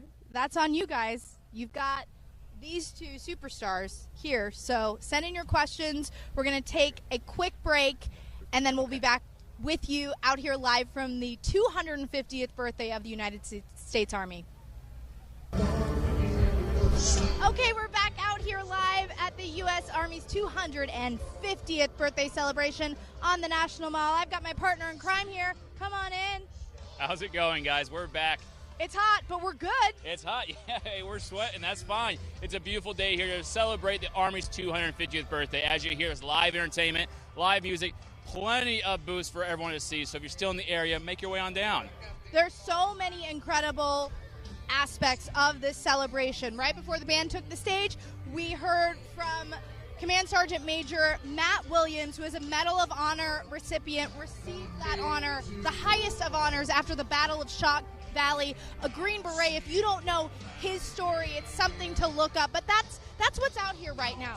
Legacy. There is so much legacy, so much history, so many giants that walked before us. Yeah, and just as we see that on display here during the festival, we'll see it tonight at the parade. So the legacy of service and what the American Army has done for its people for over 250 years. This is a great opportunity to humanize the uniform. See that beyond this uniform, there is someone just like you and your neighbor here serving. That is so important to talk about. Also, 6,600 soldiers will be marching in tonight's parade. A lot of preparation went into this. Soldiers coming from across the country to prepare for this parade. And there's going to be different eras. All the different eras that the U.S. military has been involved in will be represented in tonight's parade. Yeah, so in the comments, if you guys can, let us know when you served. If you are a veteran who has served this great nation, the United States Army, let us know what era that was, what campaign, what uniform did you first wear when you joined? Because out there on the parade, you're going to see all those uniforms. It's You are. really been incredible to see some of the practices going on. I mean, when Correct. you came into to the Army, what uniform were you wearing? So I call them the Digis. They're the UCP camouflage. Do you miss those? I missed the Velcro. I tell you what, I had deep aspirations. I always carried the rank I wanted to be underneath the collar. Oh, did you really? Yeah, now we can't do that. But what I do is I keep it in my pocket. Not this uniform, but typically you'll find me with a rank that far outranks where I'm currently at. Just ready for that battlefield promotion. I'm ready for it. Do you want to reveal that, or is that something you want to keep private? It's a full board colonel. Okay, absolutely. Future sir, I love that. I keep airborne wings in my like it. PC, so There you go, that's all my, right. yeah. there And we go. Airborne's a unique school that anyone can participate in. There we go. Meet the qualifications, meet the basic requirements, put it in a packet, and go airborne. Get your wings, experience something. There are so many incredible opportunities that you can get in the Army. You get paid to jump out of an airplane. Yeah. Where else can you do that, right? I mean, people pay to jump out of the airplane. Yeah. We get paid to do it. Yeah, you can jump out, you can rappel. There's all these other aspects to what the Army brings. Every other opportunity out there you can try and strive for. You'll see folks with candy above the U.S. Army, that's all opportunities that they said, let me give it a go. Yep. And they accomplished it. Don't self-select. If you were watching our feed earlier, that's something that USAC Command Sergeant Major Joanne Nauman said. Don't sit there, watch this feed, and think, oh, I couldn't do that. Because maybe you could.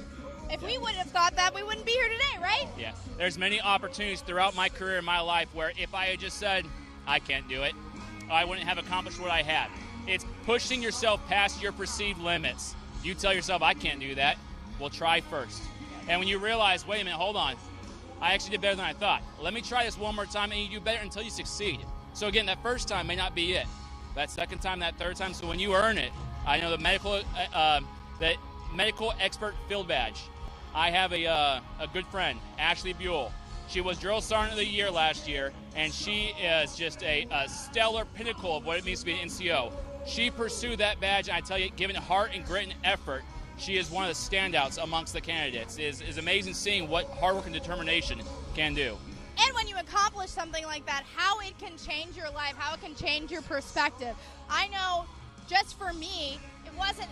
For someone that has been in the uniform for a long time, they're like, oh, it's just basic training. I went to basic training at 31. So even graduating, that gave a total shift in my perspective that I can accomplish anything. If you're looking for that, I know we've said it quite a few times, but this uniform can certainly give it to you.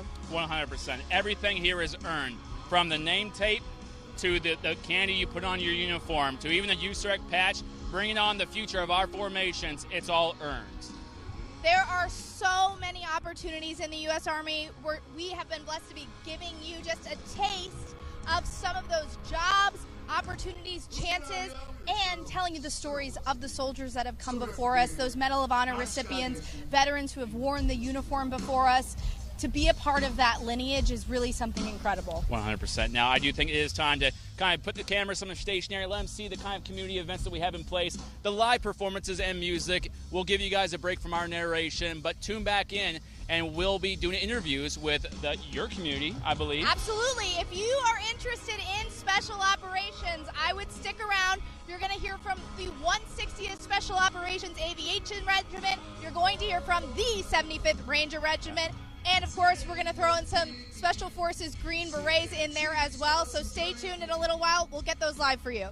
Yeah, now before we cut to a break, for you viewing who are still considering or on the fence, I can't do it, I'm still self-selecting, please, for me, for you, for your loved ones, for whomever it is in your life that gives you purpose, your supporters, please call your local recruiting station, see what opportunities they have available to help you accomplish your goals. Then comment, let us know how it goes. Yeah, let's get more questions in the comments, because if you have some questions, we'll be looking through those. Yep. If you have questions for recruiters, for special operations, for us as public affairs, anything, we'll try to get you those answers. So just drop those questions in the comments and we'll be back soon. All right, take care. Okay, we are live back here out at the U.S. Army 250th birthday celebration on the National Mall. This has been an incredible day of history, legacy, celebrating our Army, your United States Army. Right now we've got a band playing behind us. We have our different units across the National Mall giving people an up-close and personal look at their soldiers so that you can see what your Army is doing. But one of the most storied units in the United States Army is by far the 75th Ranger Regiment. Right now I'm joined by Master Sergeant Skaggs, who is a U.S. Army Ranger. He's been in the regiment for how long? For 15 years. 15 years. I've gotten to know him at some other events. We did Army-Navy together, right? Yep. Let's start at the beginning for you. You are a passionate soldier, a passionate Ranger. Where did that come from? So, like most kids, young, growing up in the holler of West Virginia, had good core values, I think, and always wanted to serve something bigger than myself and serve my family as well, I think. That's so origin story of a lot of young patriots. You joined the Army. Did you always know you wanted to be a Ranger? I didn't know what a Ranger was, so no. So do you remember the first time you realized what a Ranger was, when you first saw that tambourine and said, I want to do that? Yeah, actually I was already in selection, right? I was in RASP. My drill sergeant told me that I was going to go to Ranger school.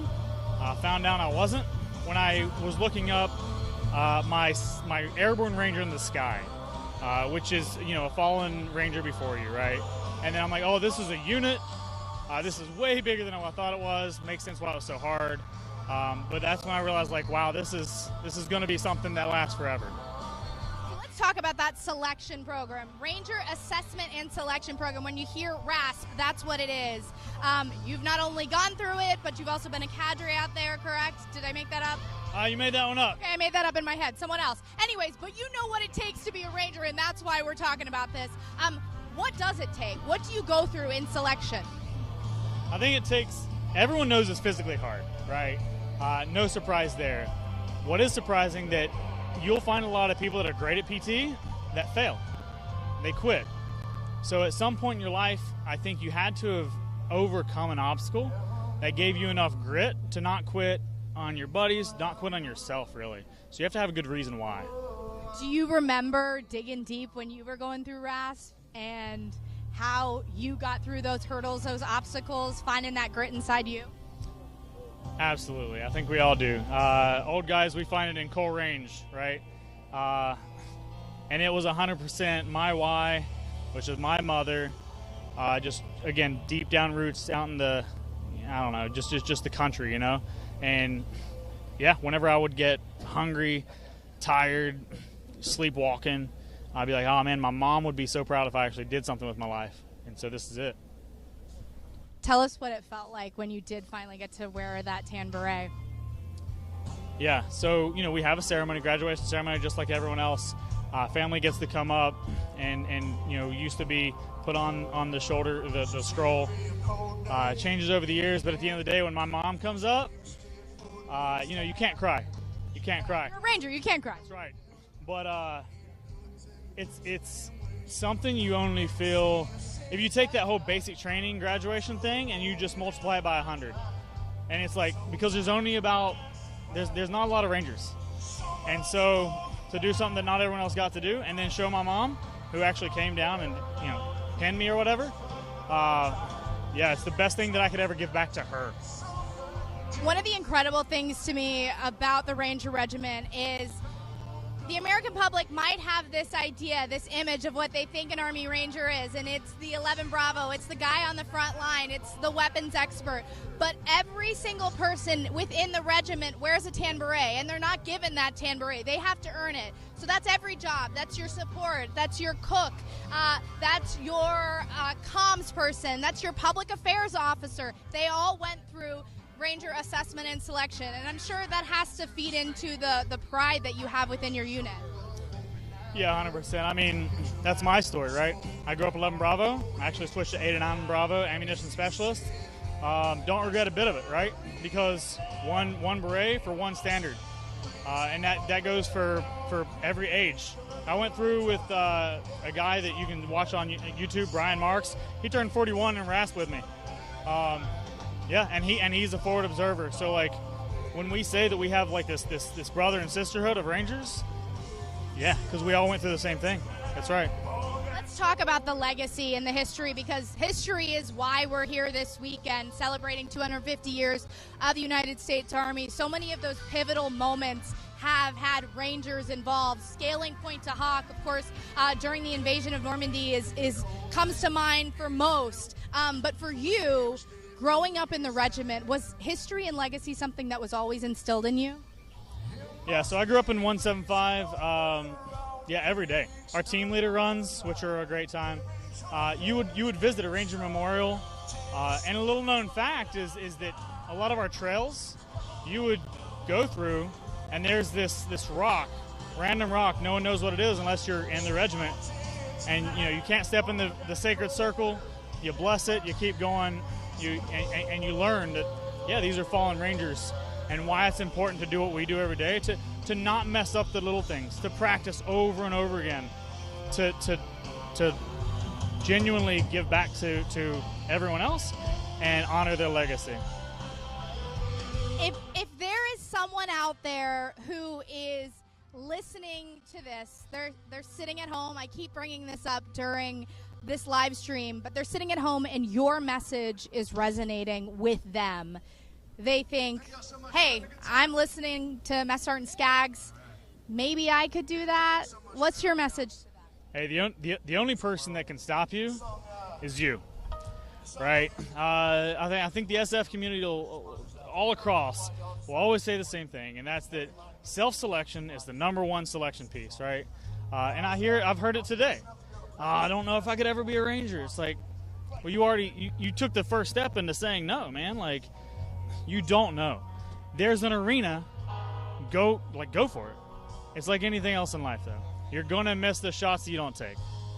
I've heard that a lot throughout the day, and we hope that message is resonating with the people that are watching this live stream. Just take the chance. Go and talk to a recruiter.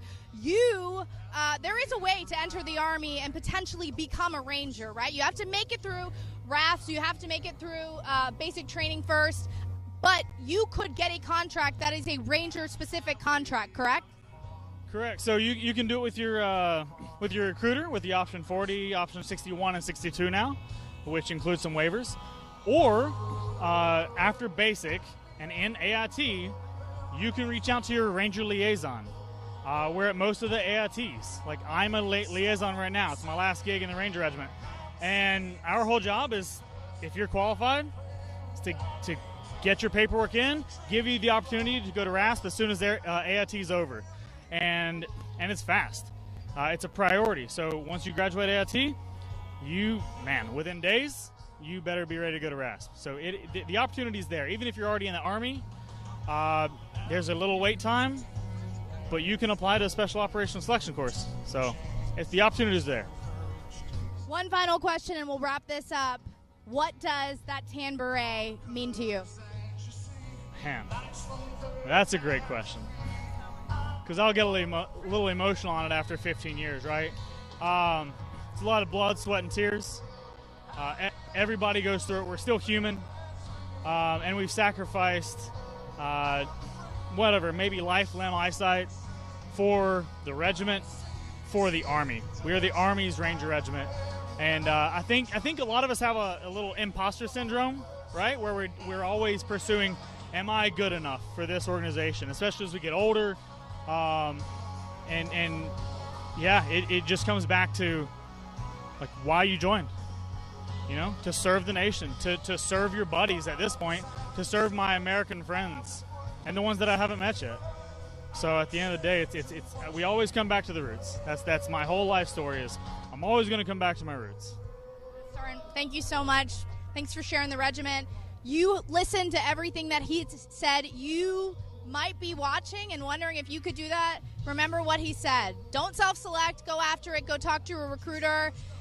Working around these guys, I can tell you they are the best of the best. Thank you for listening to our spiel on the 75th Ranger Regiment. We're going to take a quick break. You can listen into some of that music, and we'll join you in a few.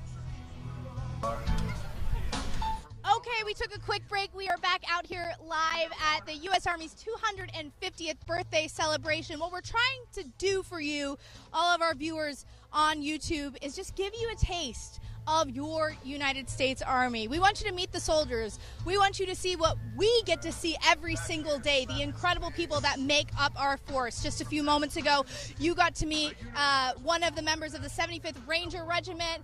I want to also introduce you to someone who is an aviator within Special Operations Aviation Regiment. Command Sergeant Major Mintz, come on in. It's a pleasure to have you. How do you feel out here being a part of this 250th birthday? It's really, really great. This is probably, I don't know if it's the actual biggest celebration we've ever done, but it is a big celebration. It's a great time. Okay, so let's talk about the 160th. You might see on social media, they do a lot of cool videos of their helicopters. They got their little birds. They've got MH6. You've probably seen them. If you don't follow them on social media, you need to do so because they've got some great content. But there's so much that goes into the 160th SOAR. Just talk about the regiment for people that don't know what the 160th does. First of all, first off, truth. We're people first. So we take care of our people so they can do the dynamic jobs that we ask them to do.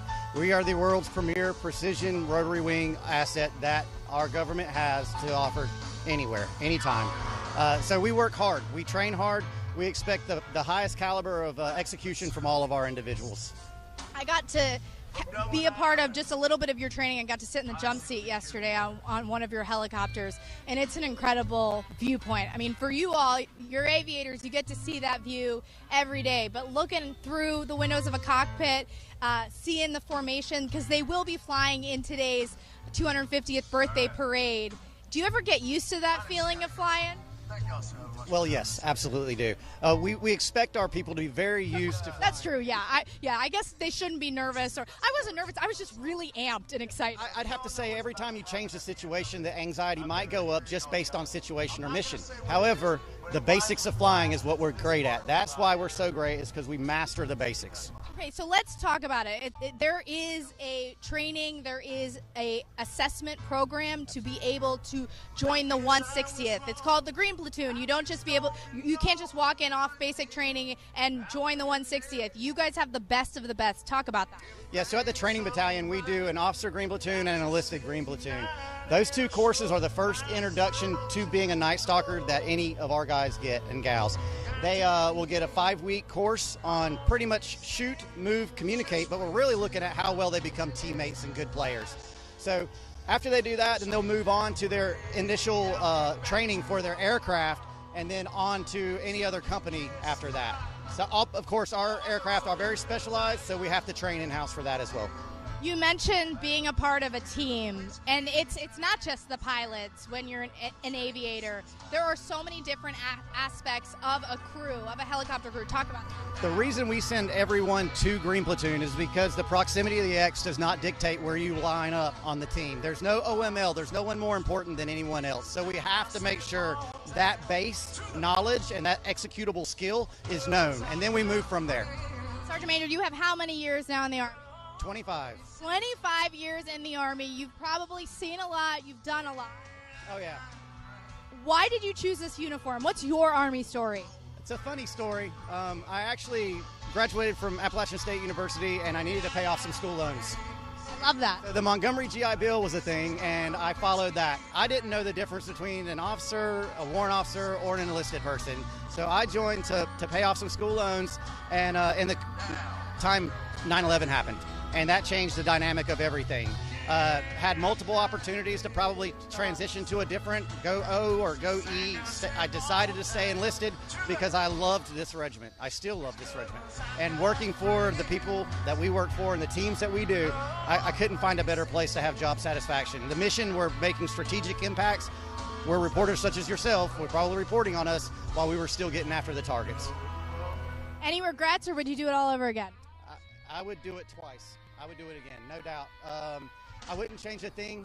Not only does the USASOC or SOCOM enterprise provide for me and my family, but my regiment has taken good care of everyone that's been out there and pushed for them. So I can't be more happy with the decisions I've made. It goes back to that first soft truth: humans over hardware. People matter.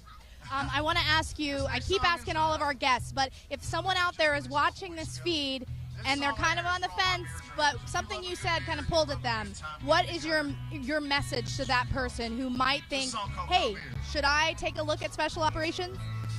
I don't know how many times in my career I have looked around and said, I can't believe I'm doing this and getting paid to do it. If that alone, like I've been so many places all over the world, and I'm looking back, look where I'm at right now. I'm getting paid to be here, I couldn't find more job satisfaction. I couldn't find a better team. Couldn't. Thank you so much, Sergeant Major. I appreciate it. And like I said at the beginning of the broadcast, if you don't follow the 160th SOAR recruiting on social media, you need to, because the videos that they post of their helicopters in the sky are something that everybody should see. And if you're going to watch tonight at 6:30, the 250th birthday parade is happening, and you will see the 160th. I think it's 6 aircrafts, is that right? 6 aircrafts. 8 aircrafts will be over top the parade. You're just going to see the precision, the accuracy, the lethality of the Night Stalkers. You don't want to miss that. So we're going to take a quick break, and we'll come back to you in a little bit. All right. Hey, how's it going, guys? I hate to interrupt, but we do have special guests here today. We have the Unsubscribed podcast. Now, these are 4 members, I think, who have built themselves off a community of camaraderie, from vets themselves to people who after service find community and shared struggles. So let's engage with the team right now. By all means, guys, come on out. I'm going to have you hold this. 2-1 micro. Hi. Hi, chat. There we go. Chat's blowing up right now. All right. Hey, here's the team. I'm going to have you guys introduce yourself, by all means. Eli Double Tap from Unsubscribe. Hi, I'm Nick, the Fat Electrician from Unsubscribe Podcast. Brandon Herrera from the Unsubscribe Podcast. I guess I'm Cody Garrett from the Unsubscribe Podcast. I guess Cody, all right. Hey, so if you guys could take a moment, for those who may not have seen the Unsubscribe Podcast, or may not be familiar with who you guys are or what you guys do, can you please break it down? It is a veteran-based podcast. Well, we're number 2 in the world now for veteran-based podcast. Right. Dark comedy, history, and then just having a good time and trying to make people laugh. Amazing, yeah, guest-based podcast. Amazing guests, too. All right. So now where are some notable, episodes, if you guys want to call it that you guys like to speak on? Yeah, we got super lucky. We had a World War II veteran from Iwo Jima, Don Graves, come on. Wow. And it was one of the coolest experiences, at least of my life, being able to sit down and, to my shock, at, I believe, 101 at the time. Yeah. Wow. I believe he was 99. 99. Just turned 100. He was 99 years old, and he sat down and he drank a beer with us. And we still have that beer can. We still have that beer can in the shadow box in our background today. So that was super cool to see. He was at the raising of the flag. Wow, that's absolutely amazing. We just did one at the Pentagon as well earlier this year, which was a crazy experience for pretty much all of us, I think. Now, I guess, Cody, can you break that one down for us? How was that experience for you? Yes, I am Cody. It was just a crazy experience because I know you guys, I mean, your time serving, I don't think you would have ever guessed that your career path would, lead you to the Pentagon, much less after you retired. We took fake it till you make it to an extreme that most other people just haven't, Got out as an E4, and now on paper, technically, I'm the first person to chug a White Claw in the Pentagon, so there's that. He's telling the truth. Is that a recent feat? Yeah. That is awesome. I've got the memorandum and everything framed on my wall. That is good. That's legit. They actually gave us a memorandum to drink at the Pentagon on camera. We were the first podcast, everything, to do that. Well, that's amazing. Do you guys know the episode that was in? If you look up unsubscribe I guess podcast that's Pentagon, something you it's going to gotta do. pop right up. That's something you guys got to do. Yeah. Check it out. 100 something. I think. Yeah, so how long has this podcast been going on? 3.5 years, I believe. Yeah, I think we've been going about 3.5 years at this point. What was the driving factor to begin it?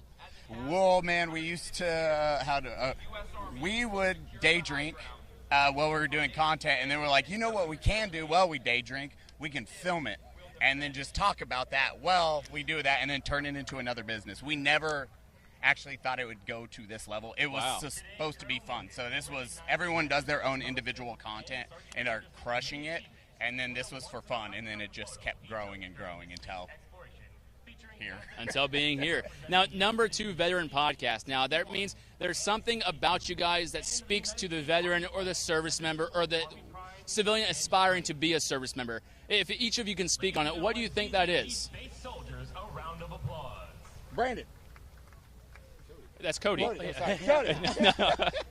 Well, I think one of the things that that brings people to unsubscribe, at least, is the dark humor and just the comedy and the idea of, like, it's just guys hanging out. There's a lot of comments we see left and right. They're like, guys, this was the hole that I was missing since I was in the service. Like, I miss this banter. I miss this sort of irreverent back and forth with the boys. And, like, this is a hole that's in a lot of people's lives when they leave the service. And it's really cool to be able to just be a bunch of idiots filling that void, you know? We get lots of emails from people saying it feels like I'm back in the military again, just hanging out with the boys, having a couple of drinks, having a good time telling jokes, and we love it, man. We've helped a lot of people out with the podcast. How much did we raise for veterans?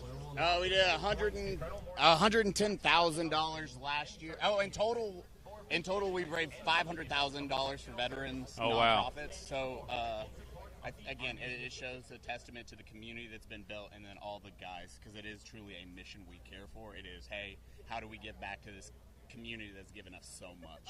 Yeah, knock those numbers out of the park this year. Oh yeah, we're going for 250 this November. So in November, you guys do another run of that? Yep. All right. And what's the goal there? You said it's for veterans. Now, what's the aim for these funds? Like, is it to support veterans who are what? We choose different groups every Yeah. time. Yeah. A lot of medical PTSD. It is, how do we help these service members or veterans that are in a dark spot that actually need something? It's good. There's a lot of terrible nonprofits, and then there's a lot of nonprofits that just, it's like, hey, I'm going to take you horseback riding, and that's going to cure your PTSD. Yeah. It doesn't. Yeah. So let's send these individuals to get actually evaluated. Let's send them to psychology. Let's get them therapy. Let's get them the help they need, and then start rebuilding from that, and then build that community based off of it, so they can then police each other in the same aspect. Very nice, very nice. So what called each of you guys to service? So having served yourselves, what was the motivating factor to say, you know what, I'm going to raise my right hand, I'm going to try to pursue a career in the service? Oh, I tried to be Army infantry. My mom talked me out of it, so I joined the Navy. Oh, that's unfortunate. Okay. I've come from a long line of military people. My grandpa, my dad, my mom, everyone served, and so I wanted to do it. And I just wanted to serve my country, be all that you can be. There you go. There's nothing wrong with being a seaman. That's great. Yeah, I'm trying not to make so many jokes right now. We're like, Brandon, what brought you to serve? Well, I never did serve. Just want to throw that out there real quick. He's so humble. Despite what you might see in the chat, basically I grew up on Fort Bragg. Spent 25 years there because my family has a long history of military service, and it took me a very long time to realize that the military sense of humor wasn't normal, and people from other places thought it was a little odd or dark or inappropriate. But no, it's given me a lot of respect for what those guys do and what they deal with when they come home, and it brought me to all of a connection I've got with my friends who served, and it's just been rad ever since. I mean, I just played with G.I. Joes and stuff growing up, played a lot of video games, thought I wanted to do that, and so signed up when I was still in high school, got college paid for. It's a great time, a lot of fun experiences. Recommend it to pretty much anybody. They paid for your college? They did. Actually, I did National impressive. Guard. They paid for it twice over. It's amazing. It worked out even better. All right. Man. Eli's old. He has real reasons. I know. Yeah. I dropped out of high school. I was like, I want to do war. That sounds fun. Join the joined the military, got shot, got out of the military. No, I joined just because I wanted to. Man, I hate that I say it. Video games are why I joined the military.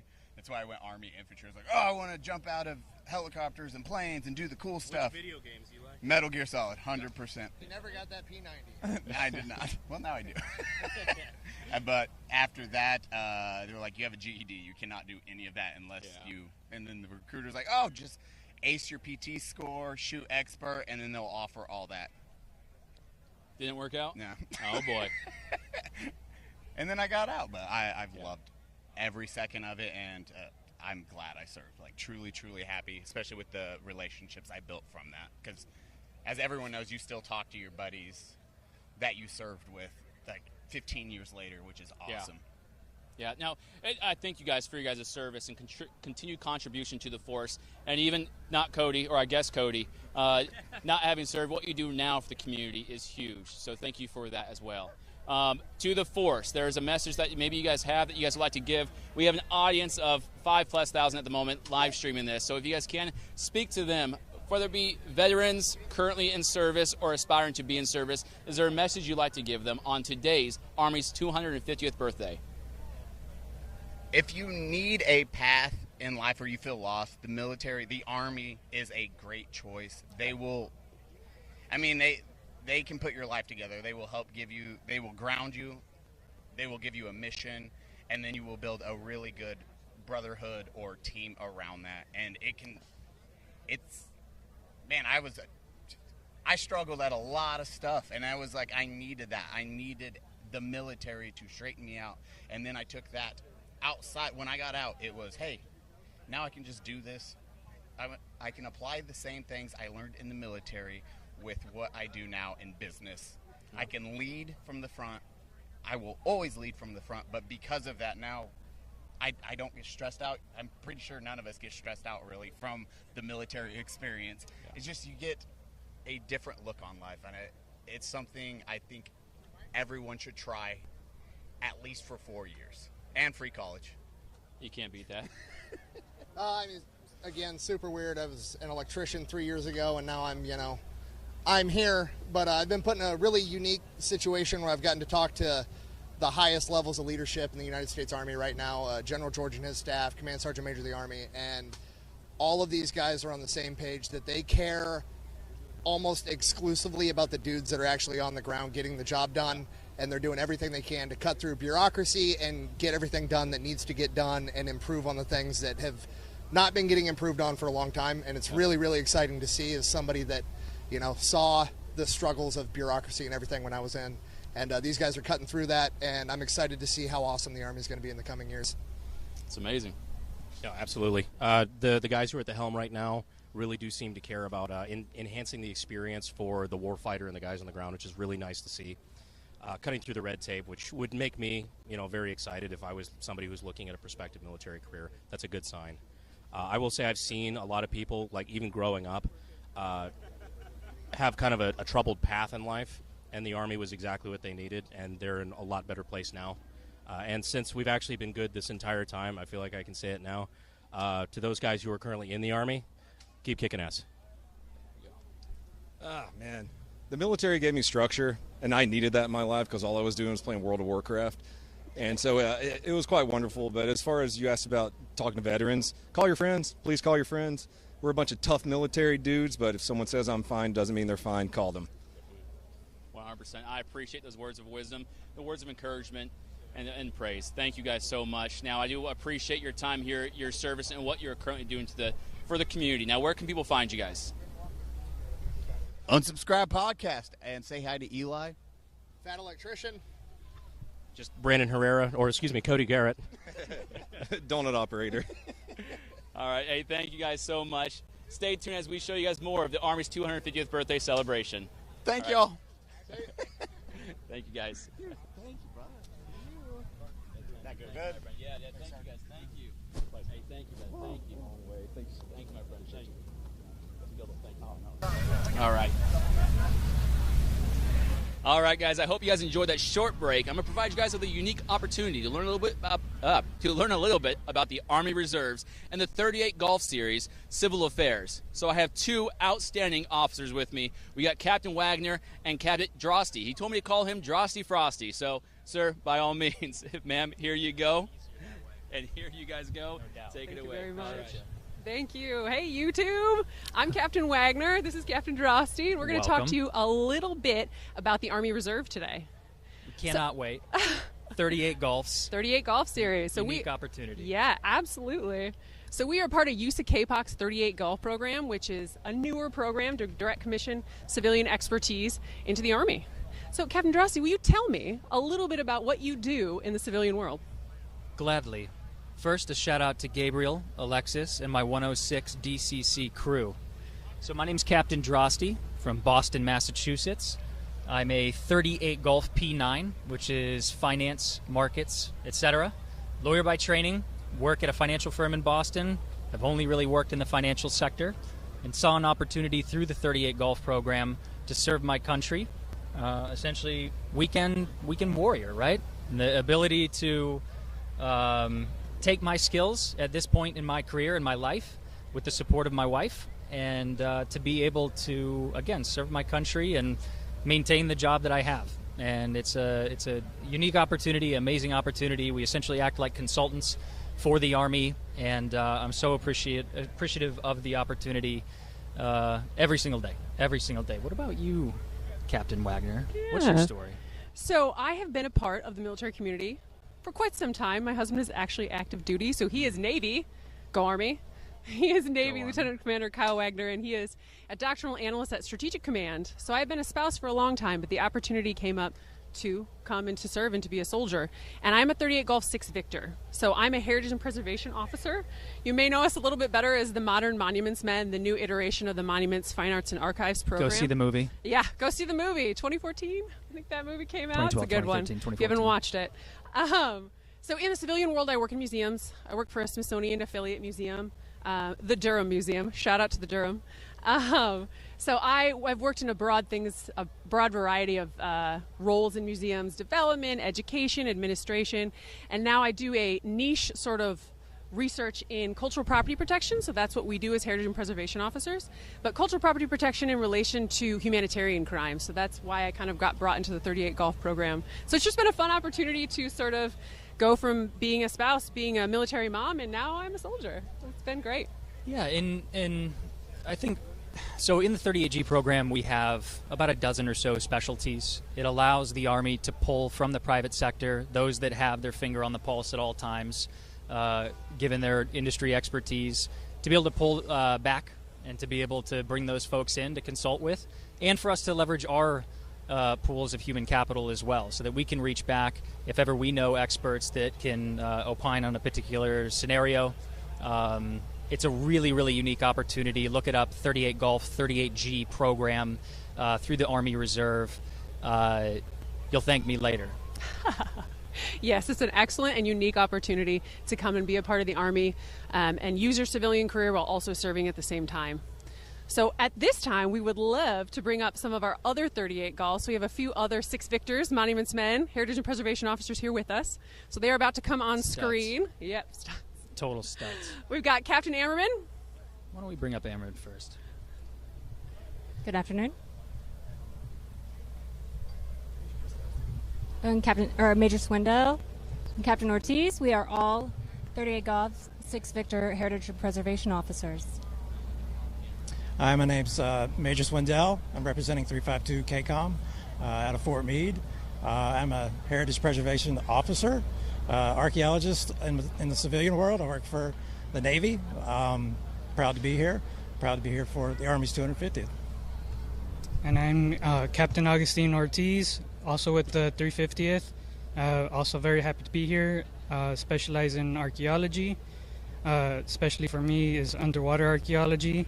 So happy to bring that specialty into the Army's new Monuments Division. And as I'm Captain Ammerman, I have a background in real estate development and historic preservation, architectural historian, and bringing that that skill set to the Army through the heritage preservation community, through master planning and more strategic planning for the future. So, we'll go with Major Swindell since he has the other microphone. Could you kind of give us a little bit of background on your road to joining this program with the reserve? Sure. I've been an archaeologist for about 29 years. When the opportunity to serve came up, I took the chance. The Monuments program had just been revitalized, and having that experience and that time in archaeology, I decided to try and transition over and do my part as an Army Reserve soldier. Captain Ortiz? And like Major Swindell, I'm also an archaeologist. I started off, I got a great lecture while I was an underwater archaeologist here at the Navy Yard by another 38 Golf, which presented the program, talked about it. I got interested, and it's just a great way to bring our expertise and help protect cultural heritage. And so I got into the program. I was a consultant, had my own firm in historic preservation and city planning, and that I did a lot of work doing National Register nominations, really focusing on America's heritage, and then bringing that skill set to the military to focus on how we engage with other countries and other communities. I would say that this program is as a career is bringing in the leadership in the disciplines and bridges the military and the civilian expertise brilliantly. Please direct your attention to the main stage. Yeah, I think we're a good example of, some sort of specialty career that that the Army's decided it needed, and so I think we have sort of helped to fill that gap that they didn't have before as government specialists, and having that expertise and having the time, the education. Right, and the government specialty has been a role within the Army from its very beginning, and it's evolved into the Civil Affairs program, which really took shape in World War II, out of the necessity to bridge the military again and the local communities. Often civil affairs officers are referred to as warrior diplomats. That personally was something strong that drew me to the civil affairs track, because the concept of diplomacy, but being strong in your position and representing your country is one of the best ways to serve. Yeah, and so one of our emphasis as monuments officers is cultural property protection all across the world. Wherever there's conflict and cultural heritage is sort of in peril, that's one of the places that we hope to contribute and help the Army with its mission. Captain Ortiz, you've had some interesting experience as an underwater archaeologist. Yeah. Can you talk to that a little bit? Yeah, so I started off as a terrestrial archaeologist out in California, and of course, most primarily in the desert, and then I just got the feeling I need to do the opposite. So what's the opposite of terrestrial desert archaeology? And just the logical next step was underwater archaeology. And I did my master's program in the University of Southern Denmark, and then did an internship here with the Navy, and then got hired by them the next year. And now I do emergency management as an archaeologist as well. And I think that speaks to the beauty of the Civil Affairs program, as our colleagues who are on previously, is that, and bringing back the leaders in our existing communities, is that, as America's Army and as warrior diplomats, we are the people you see every day. We are teachers in civil affairs. We are bankers. We are librarians. We are veterinarians. History teachers, you name it. And so that's really what the civil affair component really brings together and represents America's Army in a different capacity, that we get to still be with our families every day, but also serve our country in a large capacity also. What have you liked about the program so far? I just meeting folks like you.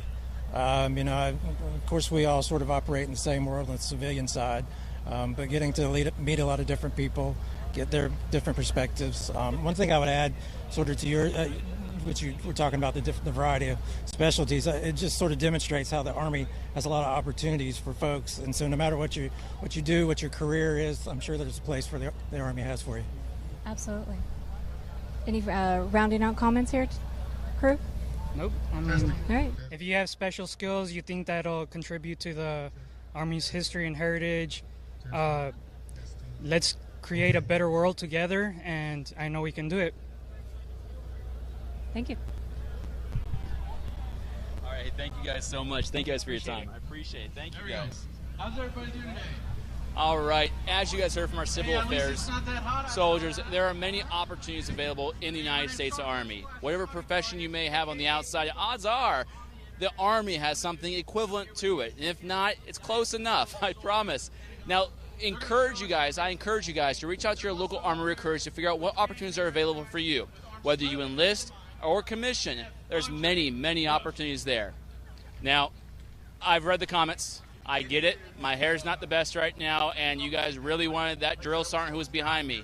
I'm not sure who he is. I'm here now. Okay, angry cop is here. All right. Now, for those that First of don't all, know, don't touch me, guy. all right, understood. Weird, inappropriate. Understood. So many people on the internet said that they wanted to see me, and here I am. Not because you wanted me to. I showed up on my own. You're not my boss. I do what I want here. By the way, why did you have 2 microphones when there were 4 people you were interviewing? The most Army interview I've ever seen in my entire life. Hey, but see, here's the thing. We made it work, though, right? No, Oh, we made it work. You didn't. It happened. That doesn't mean it works. Well, all right. Is that a ring tattooed on your finger? That sure is. Hashtag never forget. Still married? Hey, that's right. 15 years. Beautiful. The Army, relationships. Build and maintain them. Where's the chat? I thought we were talking to the chat. The chat was saying words to us. Oh, no, the chat very much demands your presence here. Now I'm questioning. No, but this is good. No, but hold on. I need to know a little bit about you. Tell me more about myself. What questions do you want to know? No, I want to know who you are. What's your service like? What got you here today? All right, there's a lot of questions. What's the first one? Okay, what got you here today? What got me here today? The Army got me here today. The 250 years of fantastic, absolute mayhem the United States Army is. You know, there's a lot of good sayings about the United States Army. One of them was from a Nazi general, and he said that war is chaos and the American Army is trained in chaos. Yeah. And that's absolutely true. But I joined 21 years ago. I saw 9/11 happen. I wanted to get involved. I did. Yeah. And that's what brings me here today. Plus, I don't know if you know this, I do YouTube stuff. Yeah. So the internet's out there, probably why they blew up your chat a little bit. Yeah, 100%. Thought they would say hi to the, I don't know, I guess the drill sergeant of the internet, kind of. Yeah. In a way. You're their drill sergeant before their drill sergeant becomes it, which is impressive. Isn't it? I've been in for so long that I went on the trail. The trail is code for basic training land. Uh-huh. So I go on the trail last year, and the senior drill sergeant, E7, looked at me and said, "Drill Sergeant, hi. Were you a drill sergeant in 2012, 2013? I go, yes. He's like, did you have a senior drill sergeant shell haste? I go, yes, that was my first time on the trail. He goes, you were my drill sergeant. And I was like, yes, I was. Glad that you outranked me. I'll stand at parade rest. Tell me what to do. If you have any questions, I'll help as best as I can. Now, that's impressive to see, though. Those you trained in their initial stages are now training others to pursue excellence. Oh, yeah. Now, what does that mean to you? Because, again, 21 years ago, you signed your first contract. Is that correct? Correct. What got you to sign your second, your third? What got you to continue service? Oh, that's a good question. I try to ask those.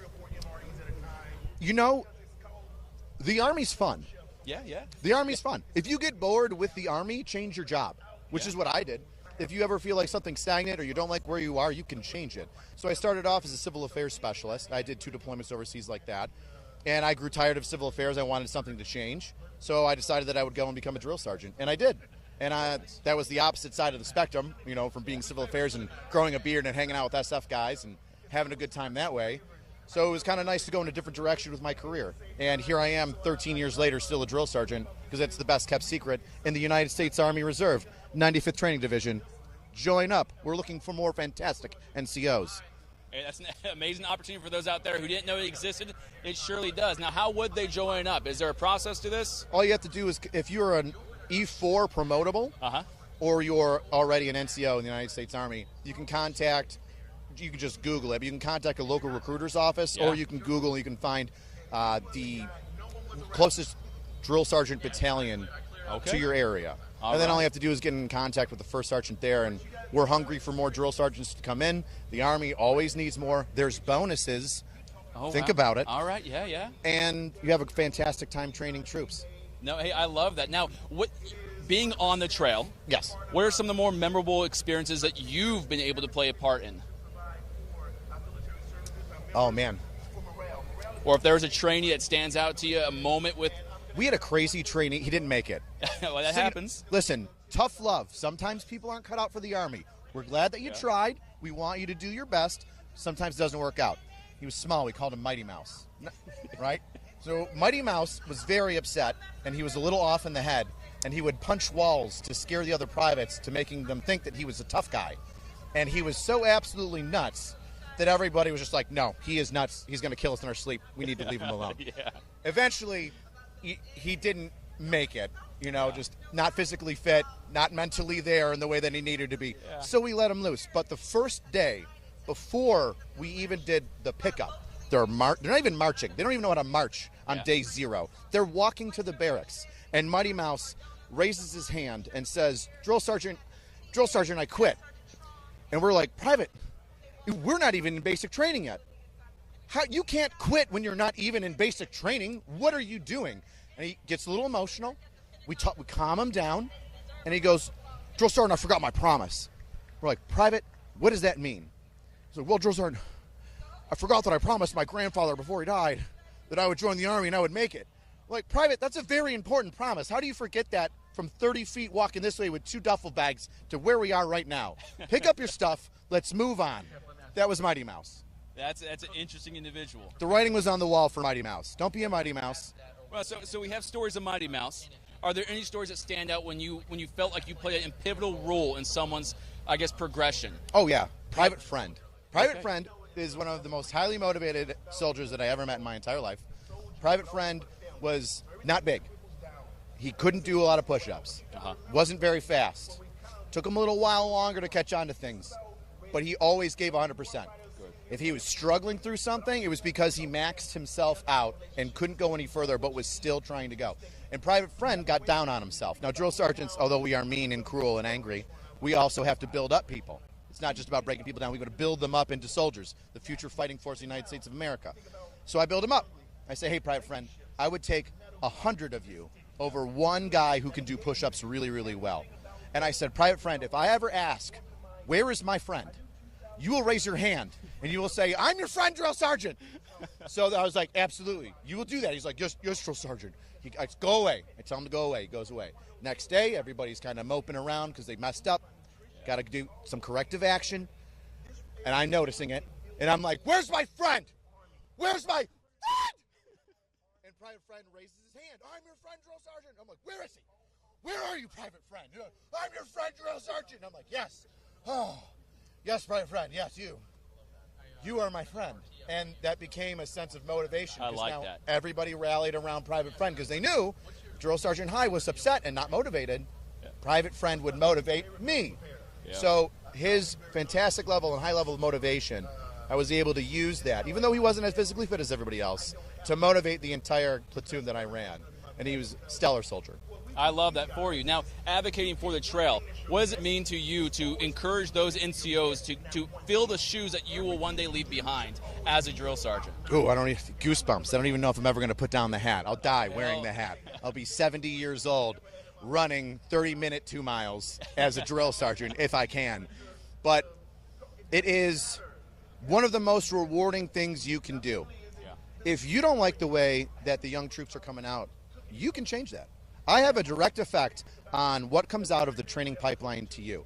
And it is so rewarding and humbling and motivating when you can take a group of fumbly dopes that we all were when we didn't know how to shave, when we didn't know how to march, when we didn't know how to sound off or be motivated, even if it was fake motivation. Hey, false motivation, still motivation. Still motivation, baby. And you turn them into a troop. Yes. Somebody that not only can pass basic training, but has potential to do more. It's extremely rewarding, and I absolutely love it. Plus, it's one of the most entertaining jobs you can have. I believe it. Everybody has drill sergeant stories. You can be that story for another troop. Yeah. I love it. I love it. I'll keep funneling you the troops, and you keep training them. That's all right. We'll get one on the other side. Hey, I believe one day, maybe. I think we have a question. Let's do it. Question from the field. I believe that the cutoff date for the reserves and guard is around 42. You can get in with a waiver, maybe up to 45, but I know like 40, 42 is the cutoff. Yeah. But you can get in with a waiver for the reserves or the guard, especially if you're in like a specific field like medical or legal. Yeah. We're never too old. You're never too old to join. When I went through basic training, I went through in 2005, and we had a 40-something-year-old mother, and she was motivated by her son who served and deployed overseas to join, and she was a legal aid. So she came on, she did basic training with us, graduated, set the standard, very motivating, and she served in the, I believe it was the reserve component while her son was active. So no, there's no such thing as too old, unless you're 45. Then it is. all right, then yeah.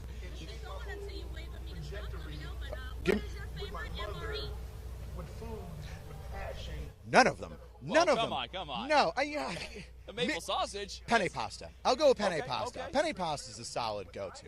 You know what I mean? Am I wrong? No, You're looking at me like I'm crazy. It's decent. It's decent. Should I say veggie omelet? Did you ever meet one of those freaks that likes veggie omelet? They're not real. They're mutants. Well, it's the skills you get with them that are the sell. Do the Skittles come with? Nothing good comes with the veggie I'm omelet. just saying. You can't sell me on a veggie omelet with Skittles. But penne pasta, that's your go-to? Spicy penne pasta was good. It's been a while since I've had an MRE. Okay. Usually I just starve myself. Well, there you go. That's one route to take. Yeah. Now, there's the new pizza one. Have you tried that? You're kidding me. I've never tried it. What is going on here? Like a Lunchables? No, this is an actual MRE. I believe, correct me if I'm wrong, I think there's a pizza Is it like MRE. Really? It's Wow. good? A square pizza. So is it like the piece of bread that they give you like in the normal MREs, you know what I mean? Is And it they just sauce say on put top? some pasta on it? This is some poverty wow. pasta going on Yeah, here. that's Poverty pizza, I mean. Military grade. This is I'll good. eat it. Good, you know what? good. You're hungry. You'll do anything. Yeah. Yes, at times. Hoagie bait. Well. Hoagie bait. Always shove jerky in your pocket. Oh, yes. Always bring jerky. That's Always protein bring right jerky. there on the go. Yeah. Yeah, and just not even in the bag, it's just in your pocket. Raw. And you're good to go. Like Napoleon Dynamite, like in the spaghetti. You know, I'll kick your pocket and all of the That stuff or will fall taters, off. yeah. Yeah. No, it's all right. I'm very scary. I understand. Honestly, when it's you the pushed hat. me, I got You're scared. outside. You're not wearing a cover. I understand why you're very sweaty and scared of me. That's the sweat, not There's the a heat standard. or 90-degree humidity, I promise. But hold on. We are here celebrating again the Army's 250th birthday. Big deal. Now, what does it mean to you to have contributed for 21 years, at least 13 of those, contributed to the formations that were built since then? That's huge. You know, although what you're saying is absolutely correct, I focus on the minutia of what I can control. Okay, so that's good. when I see a large parade like this, does it motivate me to know that one or two of those troops could have been mine down the training pipeline? Yes, it does. But what motivates me the most is when I see that graduating class, and they're going to go get spread around to every unit, whether it be, they're going to be some honor guards somewhere, or they're going to the 25th, or the 101, or it's a National Guard unit or a reserve unit that they're going to. When I see that graduation mass, that's when I see the impact that I have. Good. Now, are there any stories you have or anecdotes, from graduation days? Now that the trainee has become that soldier, and you see them embrace their family or their loved ones, and you know how much it means to them, are there any kind of engagements you had that kind of stand out? No, I stay away from their graduation day. Yeah? No. Get too teary-eyed? You're a trainee. Yeah. I'm glad that you made it through. Oh, man. I am not going to be your friend. Yeah. No, I'm here to train you. I'm not here to be like, you know what? Your son didn't do too great when he started, but I'm proud of him now. No. There's no removal of the mask. No. You did what you're supposed to do. Good. And then I walk away. And then they get to do their own thing. I love that. I stay in my lane. Yeah. I stay in my lane. Would you want your drill sergeant hugging you at the end? Ew. Yeah. Ew. Well, I'm better off a recruiter, I guess. No, but I appreciate your time. Do you hug your trainees when you assign them in at MEPS? You're like, no. good job. No, but I can't wait See? to come back after experiencing a drill sergeant and be like, I told you, you'll get through it, I promise. The high five and like the family moment is for the recruiter. You got him in, he's done. Like I'm Yes. like, my training's done. God bless. Drive safe. No, hey, that's fair. That is fair. And send it back home to hometown recruiting, and we'll take it. Oh, from yeah. there. Yeah, that's important. But again, if there's any outgoing call that you'd like to give to the audience members, again, our audience is veterans currently serving or those aspiring to serve that may need that push to get themselves down to the recruiting station. Is there any message you'd like to give to them? You're never going to regret it. Active component, guard if you don't want to go active. That's your active, or excuse me, reserve or guard if you don't feel like you want to go active. You can always change that. Yes, you can always change that from guard to reserve and go active. You're never going to regret it. I always tell people my goal when I was in 5th or 6th grade was I wanted to go to college. How was I going to pay for college? The Army, GI Bill. No matter what you do, basic training is going to take the negatives that you have, erase them, and they're going to take the positives that you have and embolden them. Yes. You're going to come out of training, even if you only do a 4-year contract in the reserves, a better person. You're going to be durable. You're going to be more understanding of what it's like to push yourself through struggles. You're going to be motivated. You're going to look at people that are around you, and I do get this from trainees every once in a while when they graduate and I see them. You're going to look around the civilian population and go, oh my gosh, I'm like 10 miles an hour faster than everybody right now. Yes. Mentally, even physically, because some people don't run. And we'll help you with that, the United States Army. Yes, we will. This is true. This is true. Hey, thank you so much for your time. What you do for our formations, even though, again, I get it, it's more of those graduation things, but when I see those individuals out there coming to our formations, trained and ready to do what we need of them, is from people like you who take that time, make this task as a passion, and I appreciate that from you. So Thank you so much. I'm glad that you bring in the troops to me so that I can train them up. Yeah, I'll give them a hug on the way back. Yeah. There you go. All right. Hey, thank you guys so much. Oh, boy. So my knife hand's broken, so it has a little bit of pizzazz. What you want to do is you want to make sure that your fingers and thumb stay erect, like in the hand salute, right? Yes. Straight and aligned, right, like the hand salute. And you don't want to bend your wrist too much, right? What you want to do is you want to keep it straight, but you just kind of extend, right? It's here, it's ready, it's loaded, and then there's a trip switch. Did he hit the trip switch? No, not yet. Bam! It's there. It's right there. The other thing that I really enjoy, here, get a little bit closer to me, boy, is the claw. The claw is this. The claw is when I've noticed that you don't know how to pay attention. So I'll just wave this in front of you so then you can see the flashing lights, and then I'll tell you in your ear the mistake that you've made. And hopefully, with the visual and the audio, we can make that correction happen for you. Hey, I love every moment of that. Flashbacks did come about. It's been 13 years since something like that has occurred. It's been great reliving it. Thank you live on camera. You're welcome. This is great. PTSD, spicy memories. Yeah, boy, oh boy, go home and cry now. Hey, thank you guys again so much. Again, Drill Sergeant, thank you for your time. Thank you. It's been an honor. Thank you. Take care. All right. Happy birthday. Go Army, beat Navy. Okay, we are back live here out at the United States Army 250th birthday celebration. It really has been an incredible day.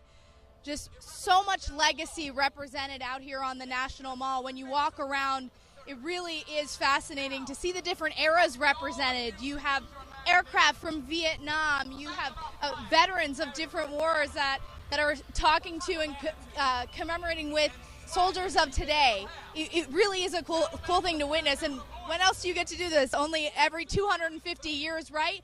But the main event is tonight at 6:30. That is going to be our 250th Army birthday parade through Washington, D.C. Our units will pass a review line with the Commander-in-Chief. All the different eras on display. I could talk about it, or I could get the chief historian from the Center of Military History. You're the expert. I am the expert. I I have a team of people who are smarter than me working for me. And you have a pretty great job. I think I have the best job in the Army, definitely the Army, probably the Department of Defense, as the chief historian at the Center of Military History. Talk about, sir, a day like today, 250 years celebrating the United States Army. What does that mean for someone like you looking from your viewpoint? So looking from my viewpoint, there's a way to take it personally.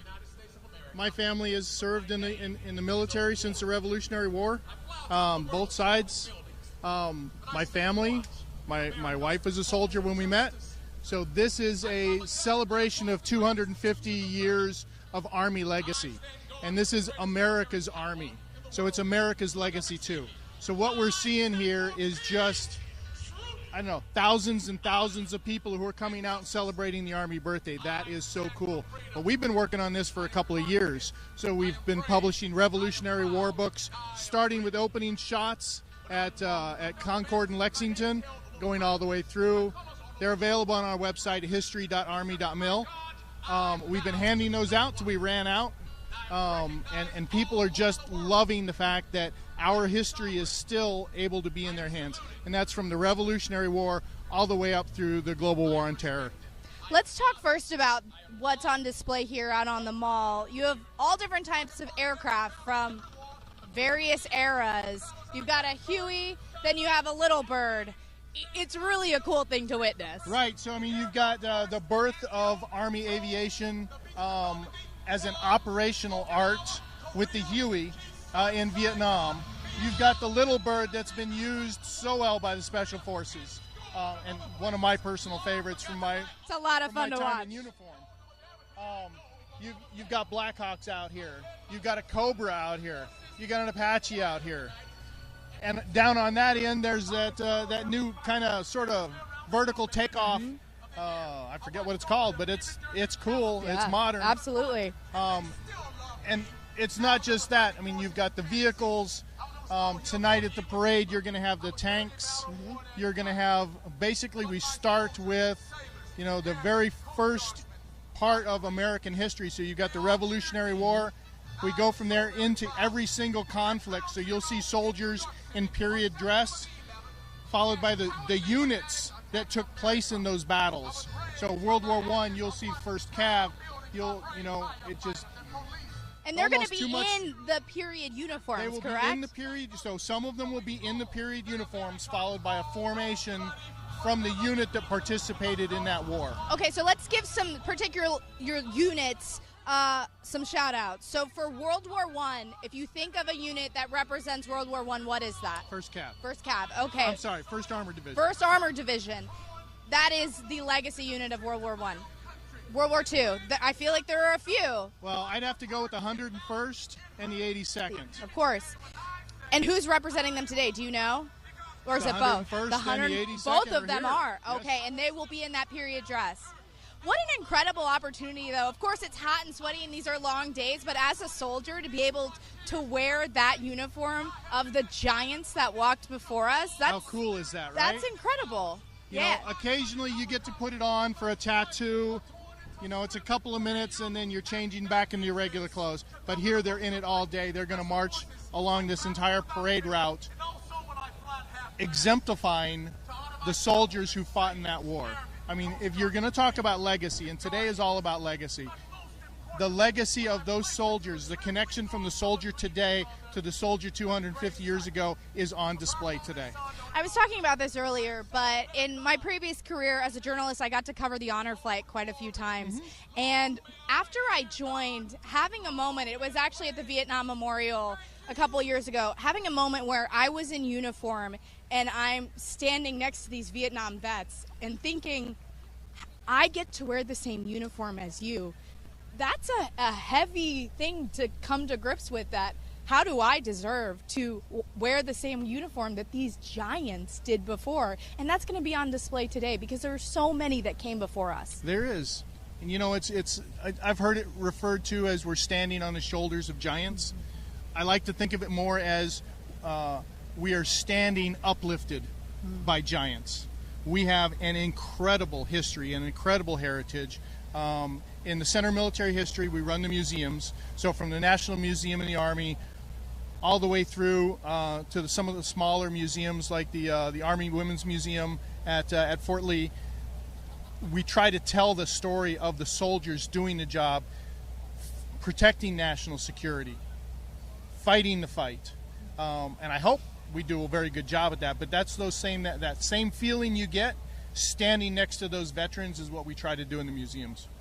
Let's talk more about the parade. So we've gotten through World War I, World War II. Who's representing Korea? I do not remember. Okay, we'll get back to you on that. Got it in my book. We got it in the book. We'll get to you in a minute. And then what about Vietnam? Vietnam, I think, is the 25th Infantry Division Okay. at Schofield Barracks. Okay. So shout out to the Wolfhounds. And then we're going to move up through there.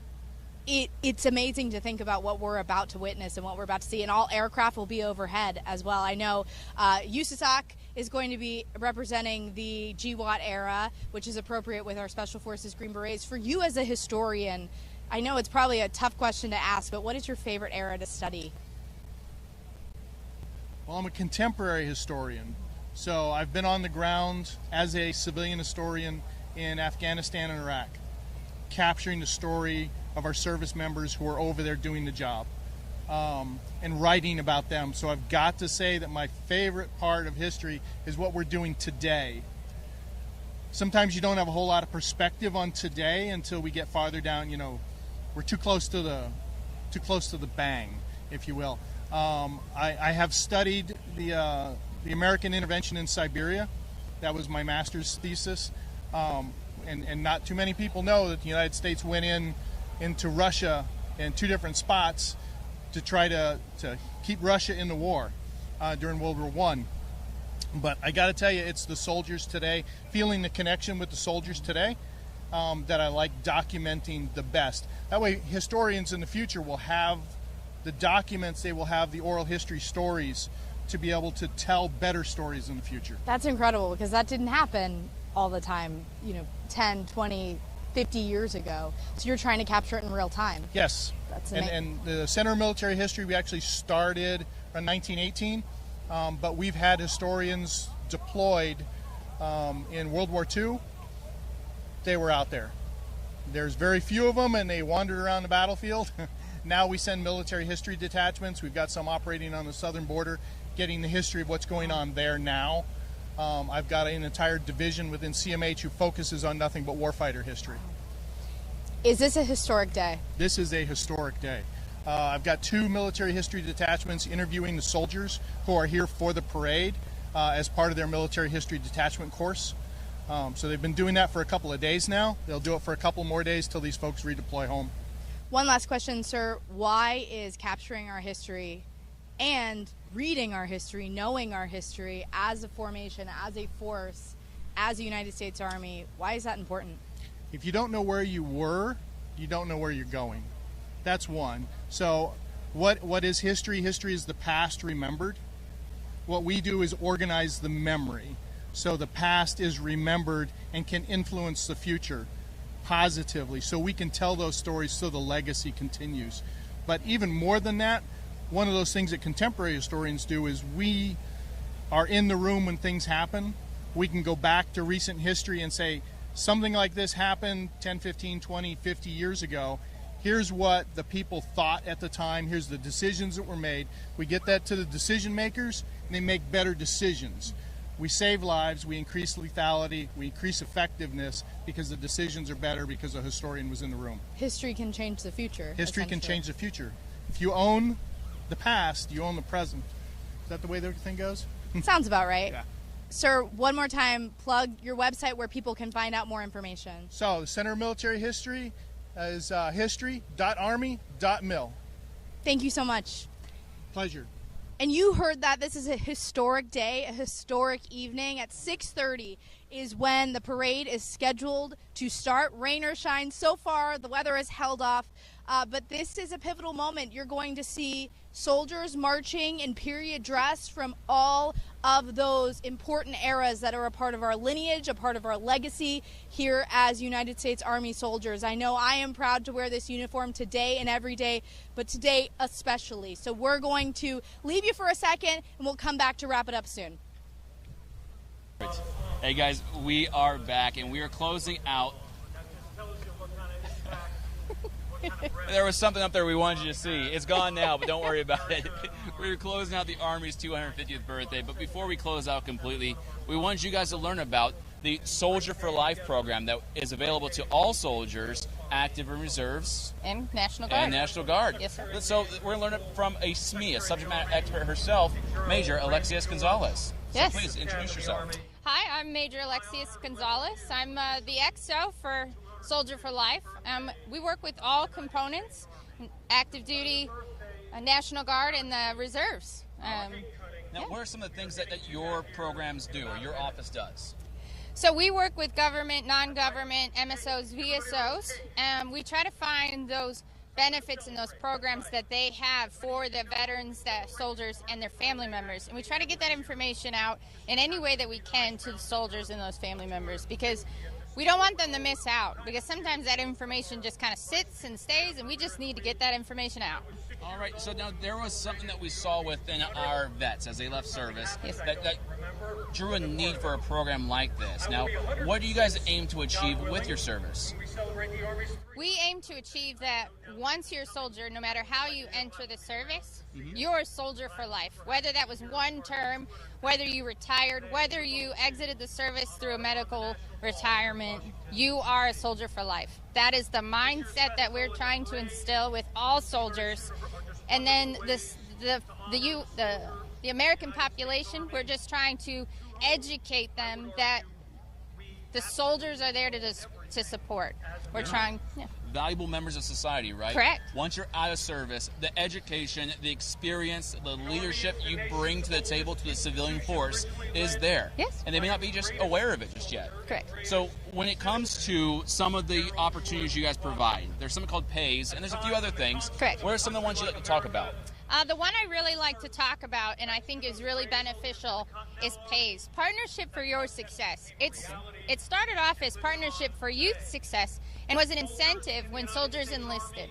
It's now an employment benefit for all soldiers, right? So when you go to exit the service, or if you're a National Guard or reservist, you're guaranteed 5 interviews. Not guaranteed employment, but you're guaranteed 5 interviews with any of the organizations or businesses that have partnered with the Army.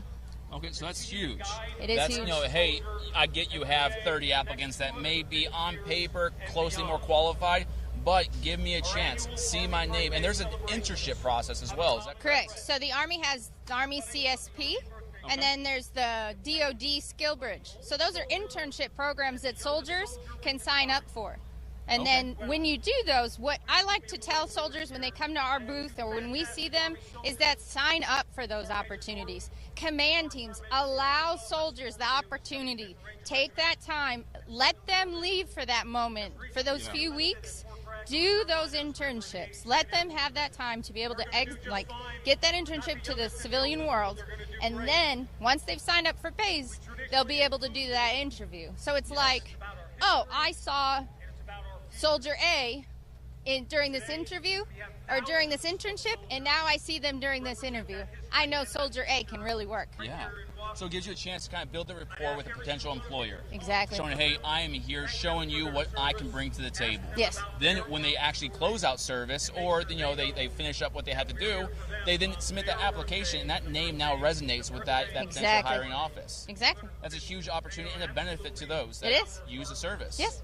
Now, I hate to put you on the spot, but how would someone find you guys online or maybe even their local office of Soldier for Life on installation? So our local office, we are a group of 18 soldiers. So we're not an office that you can just walk into. We are located here in Washington, D.C., just outside the Pentagon. But you can find our information on soldierforlife.army.mil, okay? Okay. And then from there, you can find all of the resources or links to those resources that we were mentioning. Now, there's a distinction, right? So Soldier for Life, Transition Assistance, there's a difference between those two, right? Correct. So we were created in 2012, Soldier for Life program. And then everyone knows that TAP, Transition Assistance Program, was named Soldier for Life TAP. Soldiers get it confused because it's named the same, but they're not the same program. I thought they were. Exactly. I honestly thought it was the same too when I came to the program. But TAP is a transition program, and it is an amazing opportunity, and that all soldiers have to go through it, right? So that's the difference. The new name for TAP is Army TAP. Okay. And they have a website, Army TAP. A rebrand brings clarity. Correct. All right. So the Soldier for Life program, is there anything else you guys would like to tell the audience, the many soldiers out there who are currently in service who may not be aware of what you bring to the table? Any kind of words of advice? I want you to know that you are always a soldier for life, right? You join, keep that in mind. Share that with America. Let them know. You guys are the ones that bring the soldiers to the Army. You guys are the ones that will make the next generation of our service. That's true. Their strong testimonies by being cared for, with strong leaders on the way out being set up for success is huge in their testimony when they advocate for the future generations. Yes. I love that. Well, hey, thank you so much, Major. I appreciate your time. And as well, please go out there, check out your local Soldier for Life programs, as well as the online portion to provide all the resources and opportunities out there that you may not be familiar with. Guard, reserves, active duty, check it out. Now, guys, thank you so much for staying with us as we celebrate the Army's 250th birthday. Check your local news station as they broadcast live the Army's 250th parade later this afternoon in Washington, D.C. Thank you guys again. You guys take care. Have a good day.